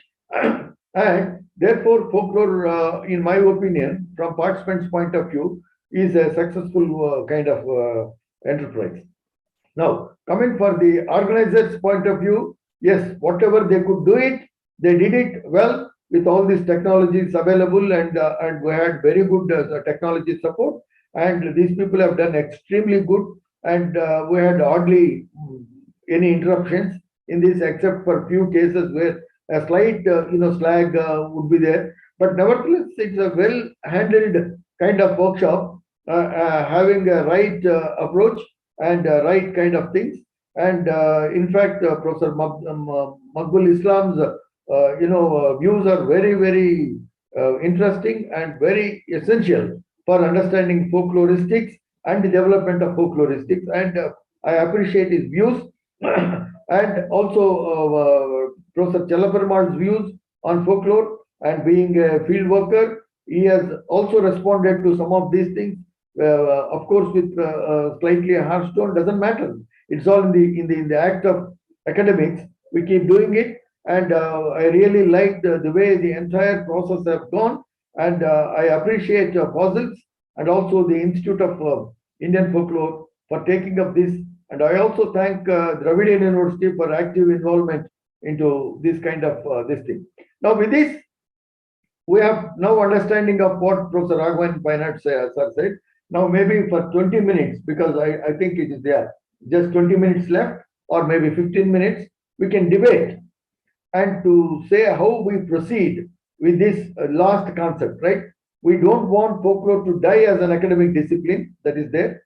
And discipline survives not just because of academicians alone. Discipline survives because of the sponsors, because of the government agencies, non-governmental agencies.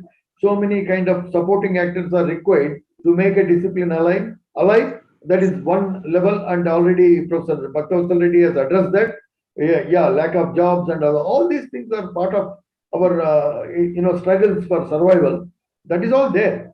That is all there. Irrespective of that, still we can contribute as Maqbul Islam sir rightly said, a school of thought, right? We folklorists, we people interested in this kind of endeavor should form as a thought or a school, and then develop a thought process so that it can leave a challenge to the other folklorists and to the other schools of thought of folklore, so that there will be a new debate coming up into the play. But the major problem with this kind of thing is that, I must say, that lack of publications. We don't have much publications. We don't have much journals. That is actually hindering our progress.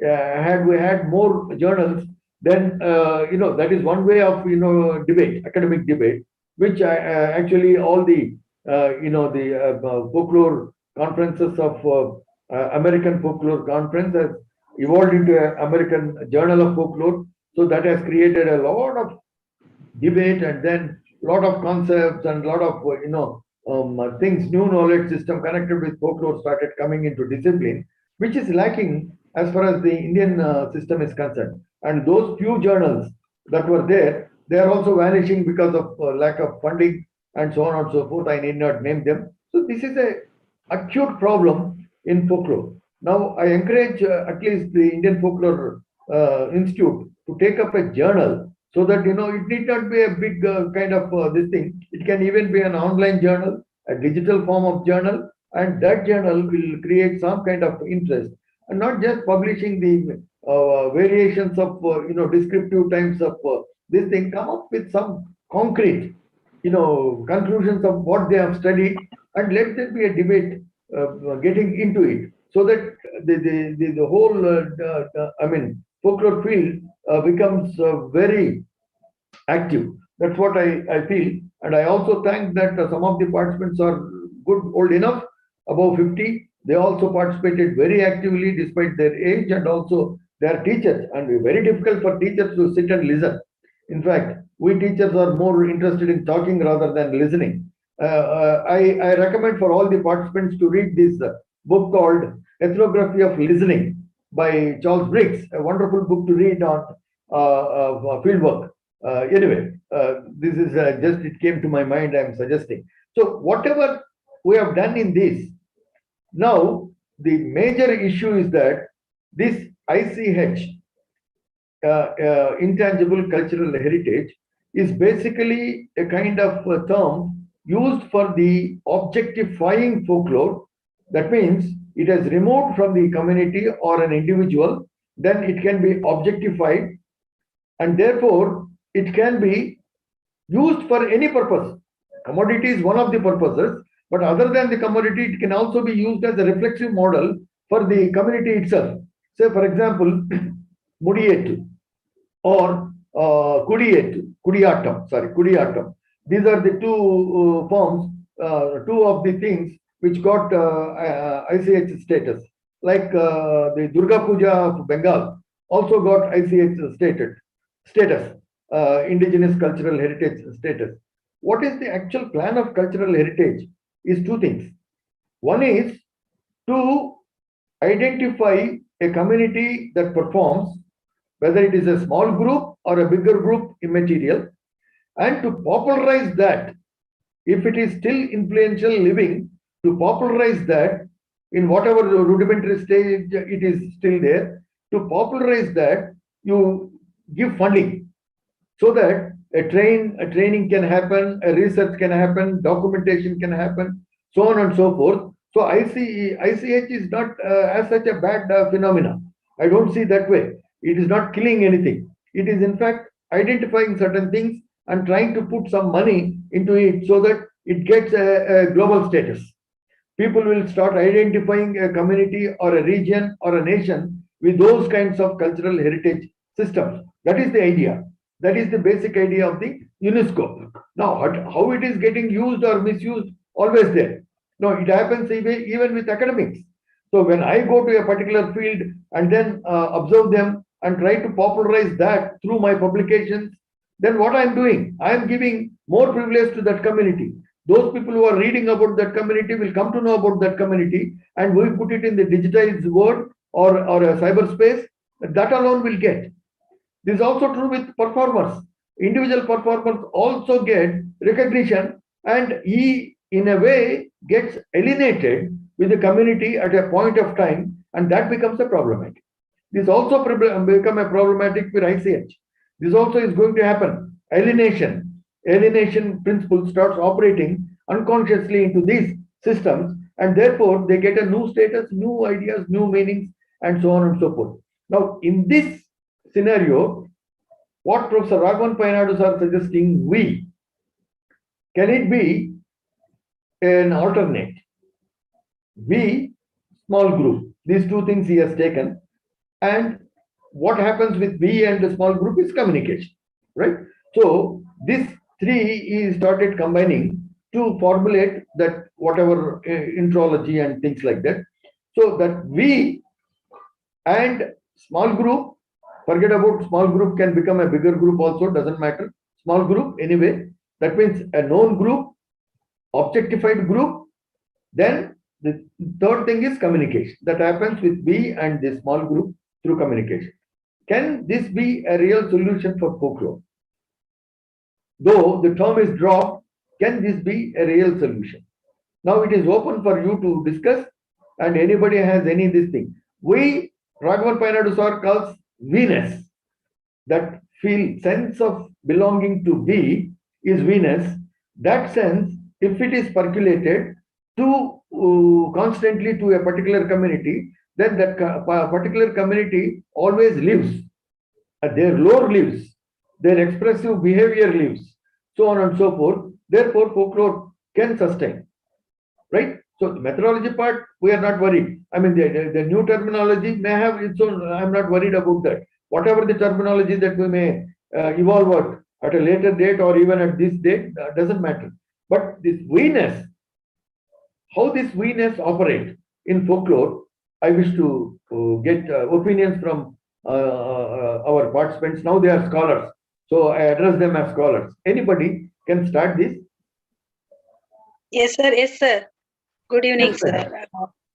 Sir, that we-ness is very important, sir. One group. When we are going to field work, yeah, when I am going to that my subject field work. That community, they're showing all same answers, sir. Same answer, same opinion. Whatever they are giving the data, same. They never give up themselves. It will shows the Venus. I am studying Kodavas. Their full heritage, what their culture or tradition or their rituals, they're very much respect. They what it is very much shown, sir, that Venus. I impressed with that Raghavan Fine Arts, that we concept, sir. Folk is Yeah. we. Right, Yes. madam. Right. I understand. So it is actually expression of a group together, being together, a sense of belonging to that group. Yeah, you are saying that a sense of belonging to a group that is being expressed by Kodagas, Yes. and everybody is sharing the same view. That's what you are Yes. saying, right? So anyway, now Yes. anybody else wanted to share on this? I think. Sir, now time. So you can ask M.L. Venkatesh and Shyamala are there. Okay. So you take their, yeah. Yeah, is Professor Shyamala is there? Is Professor Shyamala or Venkatesha? They are not hooked up. Yeah, Venkatesha sir is there, sir. He is there on the list, not physically there with the group. No, I This is think Venus. because we, Sir, I am we here. need to. Sudhakar Reddy, sir. Okay. Sudhakar Reddy, sir, I am here. Thank you very much, sir. Briefly, very Sir. briefly, it is already 9 o'clock. Very briefly, you express your opinion about the workshop, especially Raghavan Fine Arts Arts. Yes, sir. With regard to that. Yeah, please take a brief. Sir. Hello. Yeah, please go ahead. Am I audible, sir? You are. Yes, sir. So, first of all, I am extremely happy and I am very much thankful to you on behalf of Dravidian University and Department of Folklore and Tribal Studies to Fossils, because Fossils always supported the establishment of the department in the beginning, and till this day, Fossils is supporting the department in all activities. And this is one particular activity in the pandemic period where actually it has boosted the morale of our department by conducting a 15 days workshop at the national level. So the department is actually very much grateful to Professor Bhaktavatsal Reddy, Raghavan Fine Arts sir, Sudhakar Reddy, and Chella Perumal, and all other executives of executive members of Fossils in the beginning. Second one is there are actually shortage of words to appreciate the efforts of Professor Raghavan Fine Arts. He is actually leading the Indianistic approach actually to this folklore in the changing scenario. Of course, finding a new terminology for folklore or analyzing the UNESCO's activities of bringing the new terminology in intangible cultural heritage, or in the usage of the word folklore and folkloristic itself. It's a really revisiting all these developments since the times Graham Brothers work, or it's actually a roadmap which is drawn for the purpose of young researchers to take in future. So in that sense, Professor Raghavan Painard's idea of having such workshop and materializing it, it's actually, it was very useful. And I believe all the participants, all 34 participants who actually took initiation in joining, and all those who actually successfully attended all these 15 days, they are really the major component of this particular item, because they are the people who have to receive the ideology and they have to analyze the things in the way they understand and also in the way they want to use it. So their interactions, their involvement, actually it has given a hope that we are not losing our hopes of development of folklore, because the universities are actually always finding a sort of problem of continuing with this discipline, because finding the jobs for the degree holders, particularly postgraduates, is a real problem. But in spite of that, there is a bright opportunity of various type of interdisciplinary research in the field of folklore. So certainly this workshop has enlightened us in the proper way. So for that purpose, again, I am thanking Institute for Indian Folklore, particularly the director, Pattosal Reddy sir, and also Raghavan Painard sir. In the meantime, Y.S. Sudhakar Reddy's insightful talks and Chella Perumal's critical views, certainly it has added to the flavor of this particular workshop. So on behalf of Dravidian University and Department of Folklore and Tribal Studies, I am thanking each one who actually, including Shivkumar and Vijil. So I am thankful to you. Thankful to you, sir. Thank you, sir. Thank you very much. If Shamala is not there, I think we can close. It's already getting 9 o'clock. So if Shamala is not there, I will simply briefly close. Sir, thing is, we will conclude the workshop with the concluding remarks of Professor Raghavan Painard. Yes, sir. I thought you are giving it in the valedictory, right? Huh? For him, you are giving the chance in the valedictory. No, because this is the valedictory function. Oh, I see. Okay. That's all. So what we can do is, there is no other formal vote of thanks. Already Professor Venkatesh has said, I think that's enough. Thank you so much. If Shamla is there, you can invite her.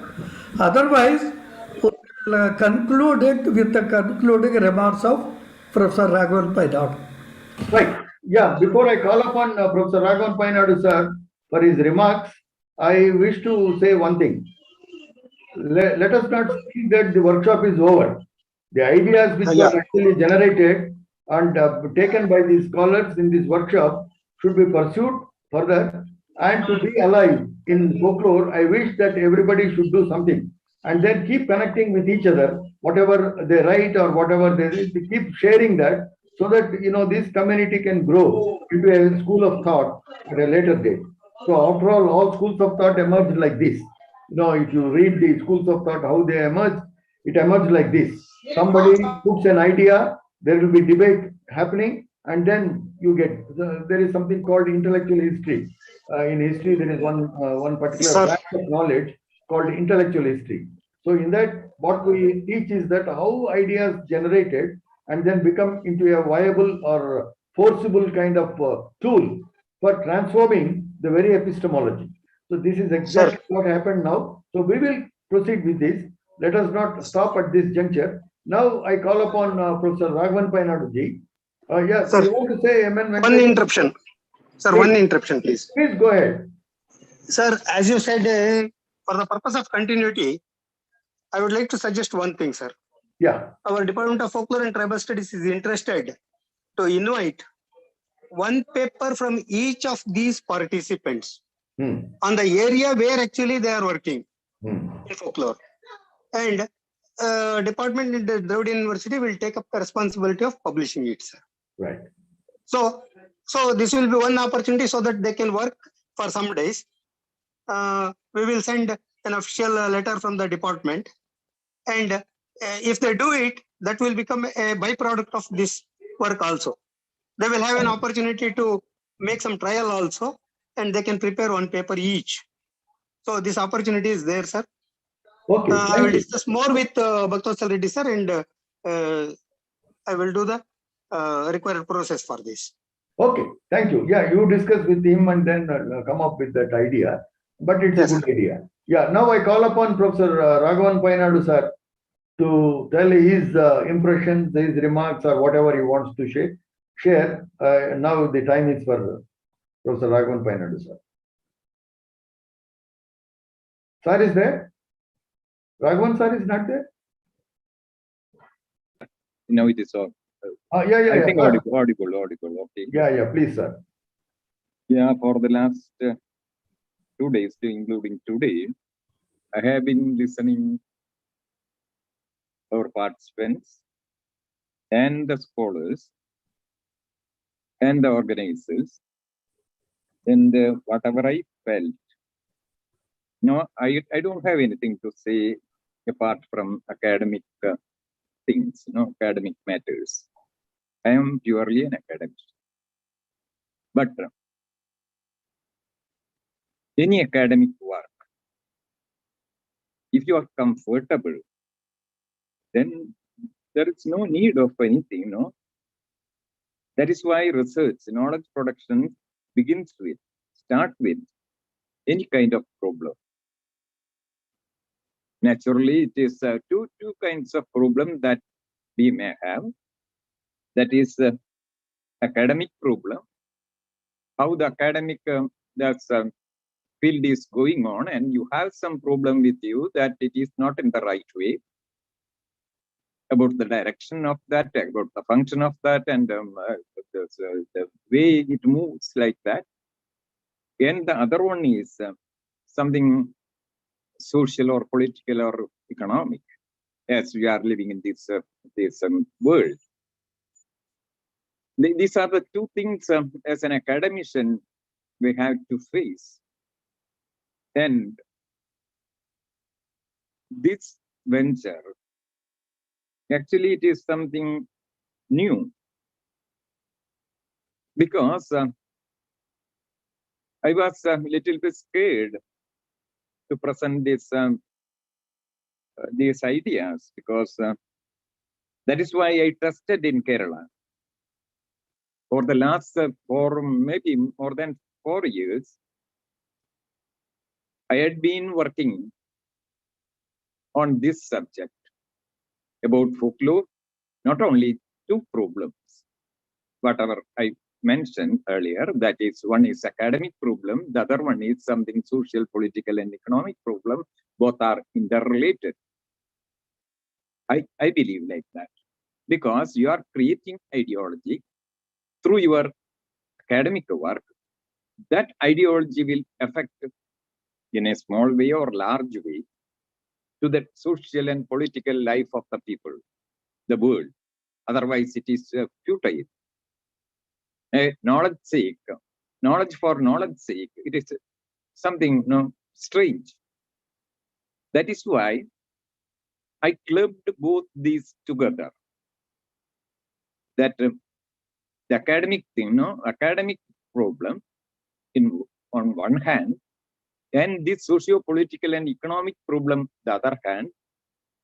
As far as the knowledge system is concerned, how it is related to each other, I was inquiring into for the last 3 centuries.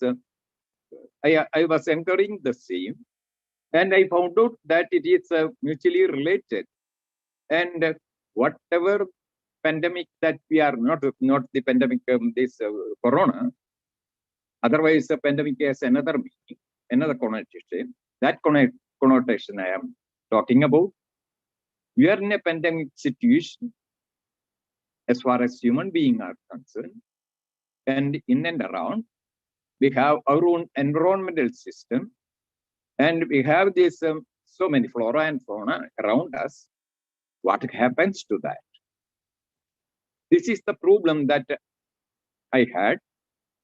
And how it is related to the academic systems, the knowledge created so far by so many disciplines, initially very few disciplines, and once upon a time it was separated, there's deviated from its own mother discipline and got so many schools. And later, now we are talking about interdisciplinary, multidisciplinary, and all those things. Why? I was looking not interestingly, not for interest. I was looking all these things to answer my these such problems. That is why I wanted to this book, because I am in the field of folklore. That is the pivotal thing. And I was looking around, inside, sitting inside, or around me, the whole discipline, the epistemology of the world. And I was correlating this, my discipline, with the discipline around. And what is the actual function of folklore till, since its beginning to this 21st century. So then I got this so much of idea, and there is a big difference between the Western way of thought and the Indian way of thought. That is why I took this such way to promote the ideas, because in Western way of thought is that each individual, even though it is a continuation of other scholars, ideas, concepts, and other things, it may be continuation, but they used to contradict with the earlier one, and this established his own thought. No debate. Earlier it was there, school of thought. Otherwise now everybody wanted to this. It has its own academic circumstances made them to do like that.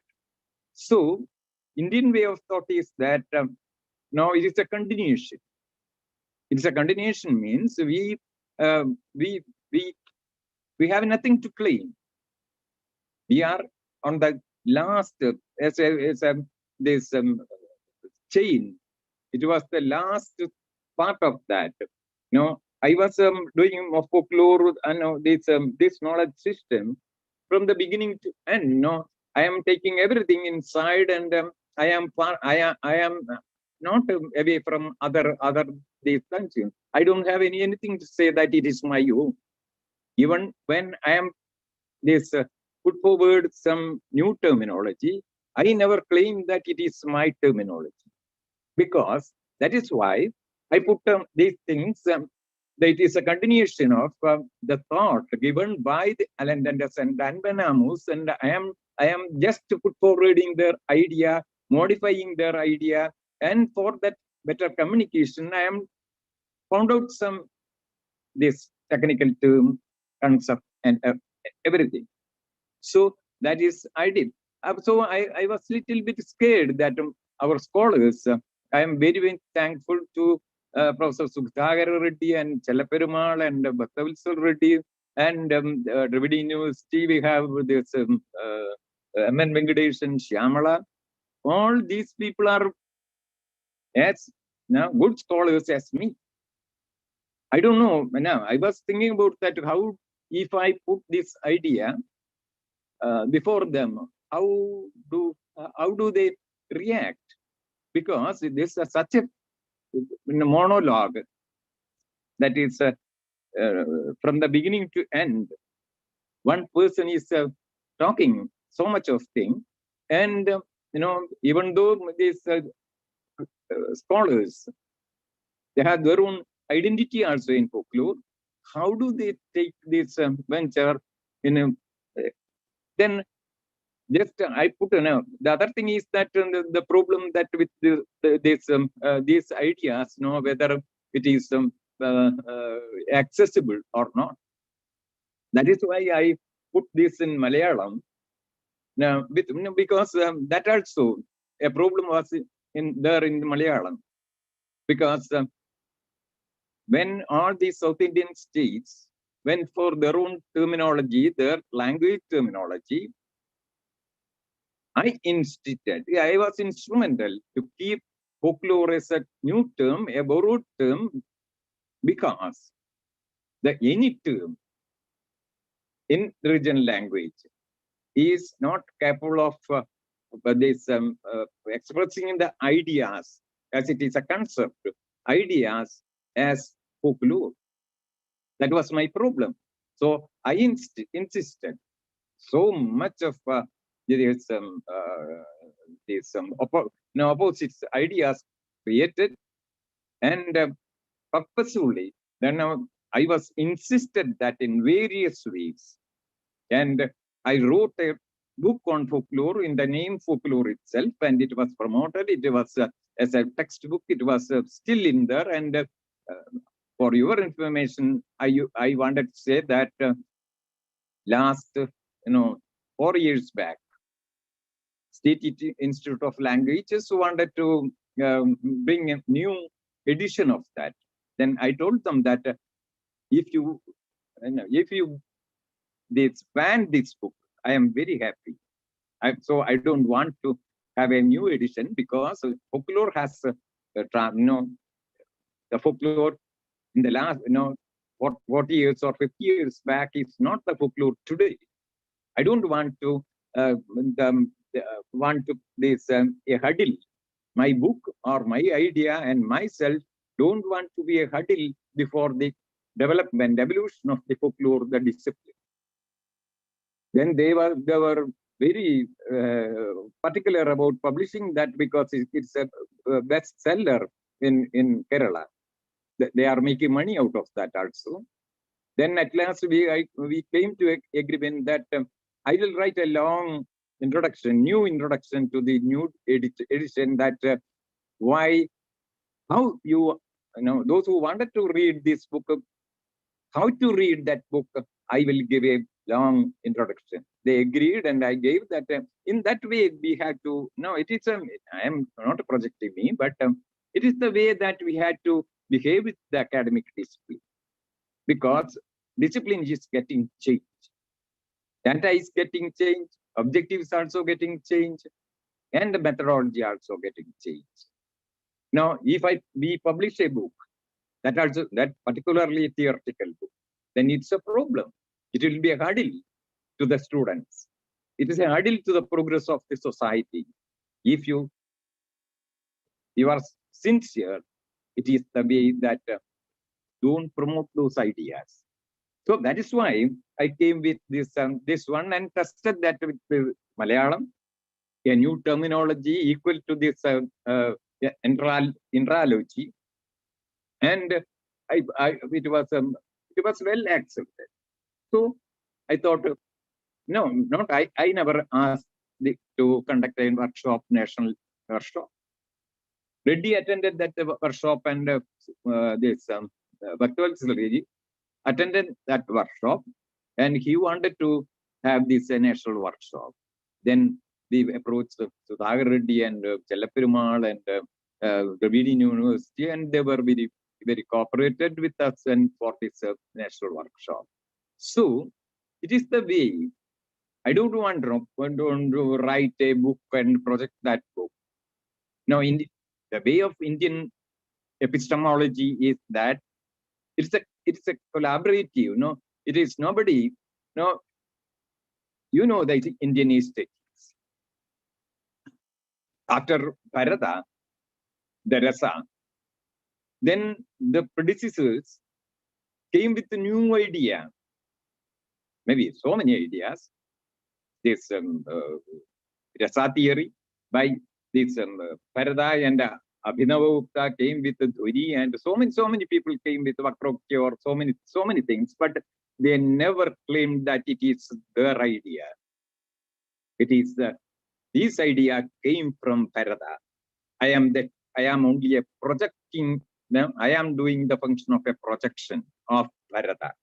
This is the way the Indian thought developed in this country. Then the same way, whatever I felt, I wanted to project through others, with the cooperation of all others, not as a single person's contribution. That is why this is the history of this and the essence, and that's maybe this one. I am very much thankful to this, especially this Makbul Islam and Sudhakar Reddy and Chella because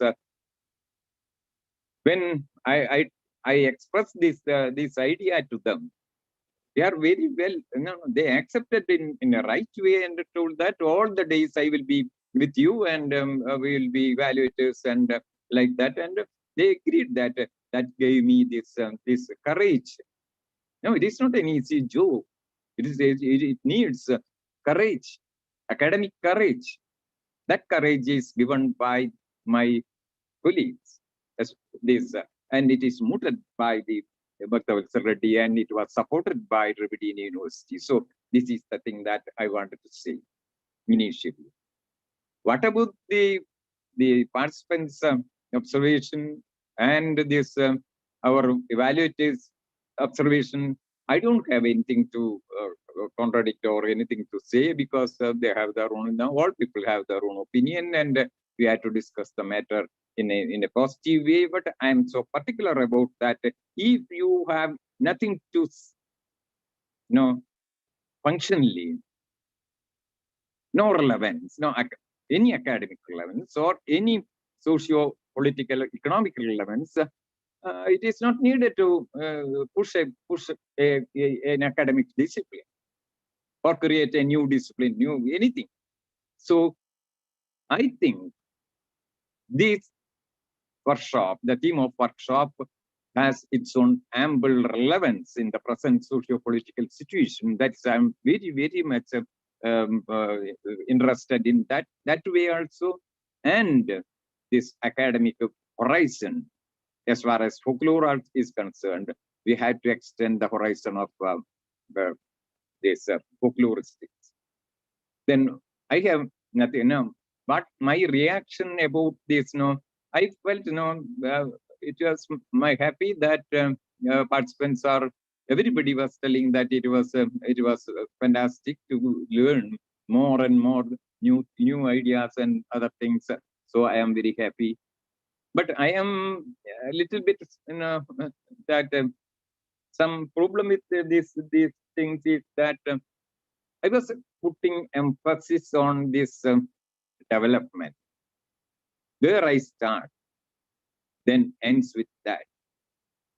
What is the concept of development that we accepted? Not all over the world.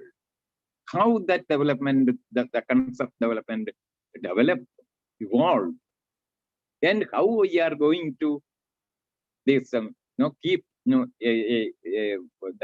with warning, check that, somehow deviate that. That is the function of this any academic discipline, I think.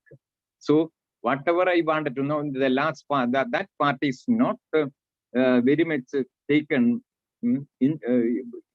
by these participants, I think. Therefore, I wanted to, I think, as usual, I don't want to beat the bush.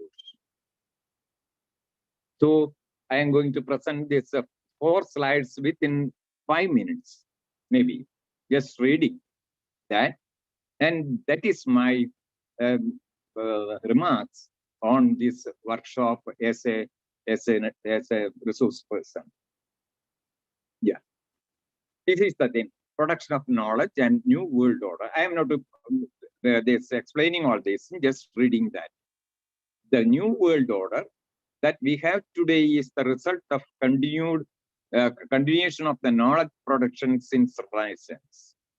The first part of this workshop dealt with the evolution of knowledge production with respect its socio-economic and political development. The second part evaluated the role of academic folklore. The last part that deals with the academic subject folklore, which was either passive or shouldering with the other disciplines, and how it can address it could address the present panic situation that the world faces due to globalization. This is very important. As folklorists, we have only two options. We can be in the safe and comfortable zone that go hand in hand with the all other disciplines. That is the safest way. Because some people are feeling that if you feel that it's comfortable, then nobody can help you. As I told, any academic work, any activism that we had to do the initial stages that some uncomfortable situation that arises, some problem arises, and you have to find out ready-made answer for that. Then you have to go for in search of these answers. That is the beginning of this thing. The whole workshop, it is with the problem. I started in it as a research work. I present the problem first, then ended with answering that problem. Actually, this workshop is well knitted in such a way that as a research work that starts with this problem, some problem, two problems I asked myself, and ended with answering that question. So in that way, we had to work. Second one is create knowledge for a better welfare of the humanity. Otherwise, it is useless. For the sake of the knowledge, for the sake of knowledge is nothing. It is something fussy. So we had to commit to it. We have the commitment. That age has gone.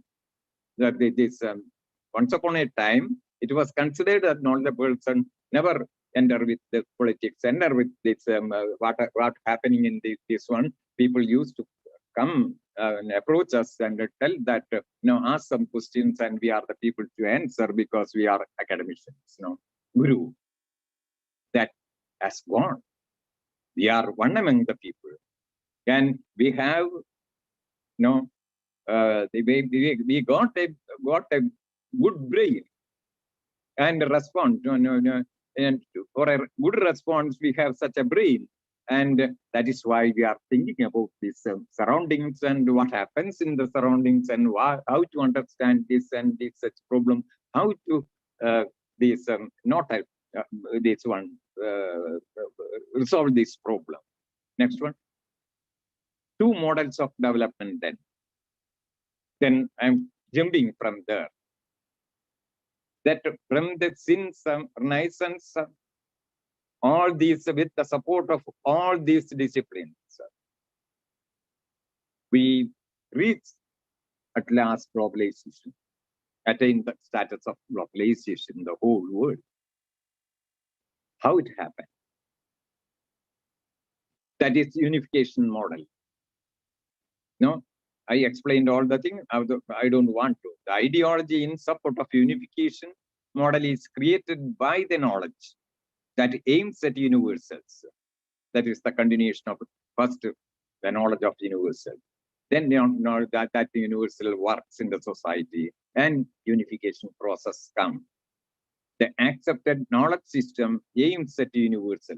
That is the problem with this knowledge production since Renaissance, and that is very well, whatever the discipline may be. That is happening today. So out of that, universal principles are created. That is the way, that is happening in the academic world. The second, it is universal, it aims at a unification model of development that is ending with this, it's proceeding with this globalization and liberalization and so many other things. The possible another way, alternative way is that uplift model. The same place, same community can develop without losing this tradition, without losing their environment, without losing anything, they can develop by itself. That is not a new idea, because we have this when we talk about this the evolution theory, we have two things. I think we Sudhakar Reddy might have told about that also. I think that is, one is single origin and migration, and the other one is multiple origin and evolution. So that kind of thing may happen. Emphasizes on diversity of community and diverse environment and its uplift. That is the thing that happens in uplift model. It demands the production of knowledge that aims at diverse principle. That is what the essence of my talk. Next one. Without diversity, no folk and no folklore. Diversity can be sustained only through the production of knowledge in support of that. That kind of knowledge aims at the production of diversity principle. Diversity principle leads to diverse technology. Diverse technology resulted into diverse products. Diverse product is unique to specific group. The industry based on diverse principle, behavioral pattern, and the infrastructure requires for these together lead to a development system named as uplift model of development, which is unique to each and every particular group. Uplift model leads to a universal with diversity, a universe with a diversity. Next. It's very late, so sorry for that. In search of diverse principle demands a new system of production of knowledge. The research method used to innovate universal principle will not work in the case of invention of diverse principle. That is the main thing. The principle that is established already, a research methodology established for the in search of a universal principle won't work in this one. Therefore, it demands a new method of production of knowledge, discipline, simultaneously different concepts also. Now you think about the intralogy. This is the context of intralogy, interest, endesization, and many more concepts in future. A time may come, I think, that all disciplines might accept this approach for the production of knowledge. I think near future itself, because such a situation we are facing in all over the world. In addition to the method in search of universal, we are not against that one. Without that, it won't work. Without the universal principle, diversity principle can't be innovated. That is the problem. Both we need. The first thing is that universal principle, and from that universal principles, we are finding out diversity principle from the manifestation of the universal principle available in this universe for the betterment. What for? For the betterment of human welfare. Next one. Yeah, with this diagram, I complete this workshop, close the workshop, the door of the workshop towards alternate development method. Researcher, data, then universal principle. The other way, the usual way leads to globalization. That already happened. We are forgetting about for the time being. But universal principle is very, very important because we need that. So that kind of a research is a must. That is base of any other research. So we have to be up to there, no problem. Then we have to take a deviation. Universal principle from universal principle to diverse manifestation. Everywhere available in this universe, whether it's culture or nature or anything. And from that diversity principle, it leads to diversity. Why? How? What? Why it and how it happened? Diversity, diverse manifestation. We have to find out the rules and regulation for that. That is diverse principle. That diverse principle become technology, unique, then leads to unique commodity of that specific group. It's a new commodity. Yes, similar, parallel to this, that globalization, that the other commodity that is available in the present situation. That leads to diverse system of life all over the world, where we can expect such a human life situation, which is peace and everything. That is my argument. That is my wish. That is why I am before you. Thank you hearing this. No, it is a little bit long. I don't have any other thanks. So because I have to pass these ideas before the youngsters, because we are very, very old, and this world is moving and forward. So we had to regulate the movement. Here are the people, academicians are the people who regulate the movement, not the politicians or the political movement. Academic work is there. Without that, even Hitler did all his mischiefs because of the help of the academic and innovation on those days. So we should be committed people, committed to the society, committed to the whole world. Then you don't talk about this regional. It's okay. It is. I am for that. From that also for the betterment of the society. If you feel that even the term that comfortable, that local term, local terms should be there. That's why I put this a new term in Malayalam, that is akam, equal to the endus. So each community, each society can have their own terminology, but that terminology should help the coming future. This our development system. It will help. Otherwise, it is futile. That is my this. I wish our youngsters all is goodness in the academic work they are going to in the coming future, and my colleagues who are with me. And we have its opinion sometimes, so that is not a problem, because always without a discussion, nothing will happen. That's why I am talking about the schools, and Makbul Islam also talking about the schools, and we have to convey our idea, discuss our a dialogue between people, between schools, between not only between these individuals.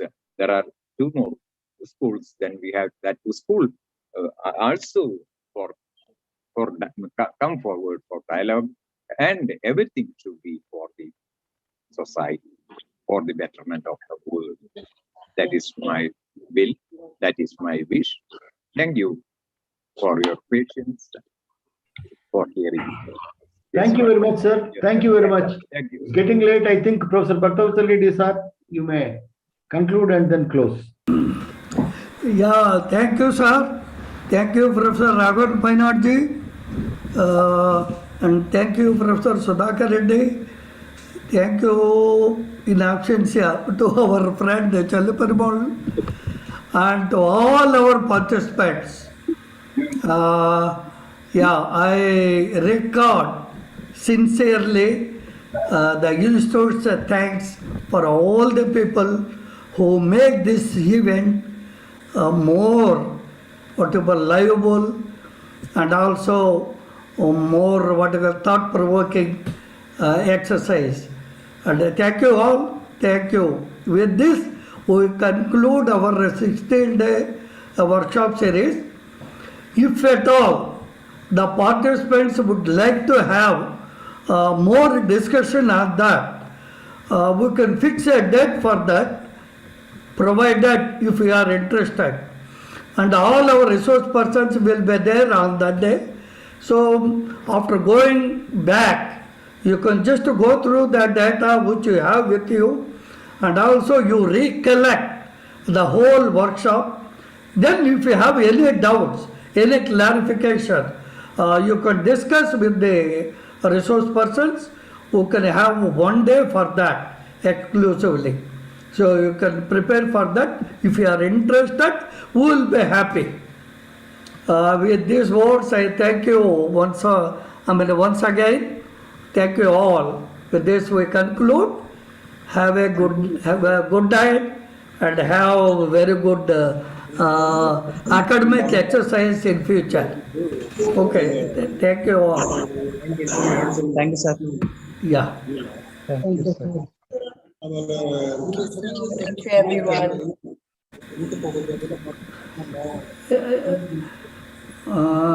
Hello, Ruchirana? Yes, sir. No, already you have expressed your thanks to the organizers. I think that's enough. It's already 9:40. We need to close it within 1 or 2 minutes. Yeah. Yeah, Rajsekhar? Why you are ready with both audio and video? Yeah. The Ruchirana, you would like to speak? No, sir. I was waiting for you to close. I mean, are we closing the session, sir? Yes, we are closing. Yes, we are closing. See, waiting for Reddy sir's Yeah. order. Yeah. Close. So we're waiting for your order, yeah. Sir, you have to close.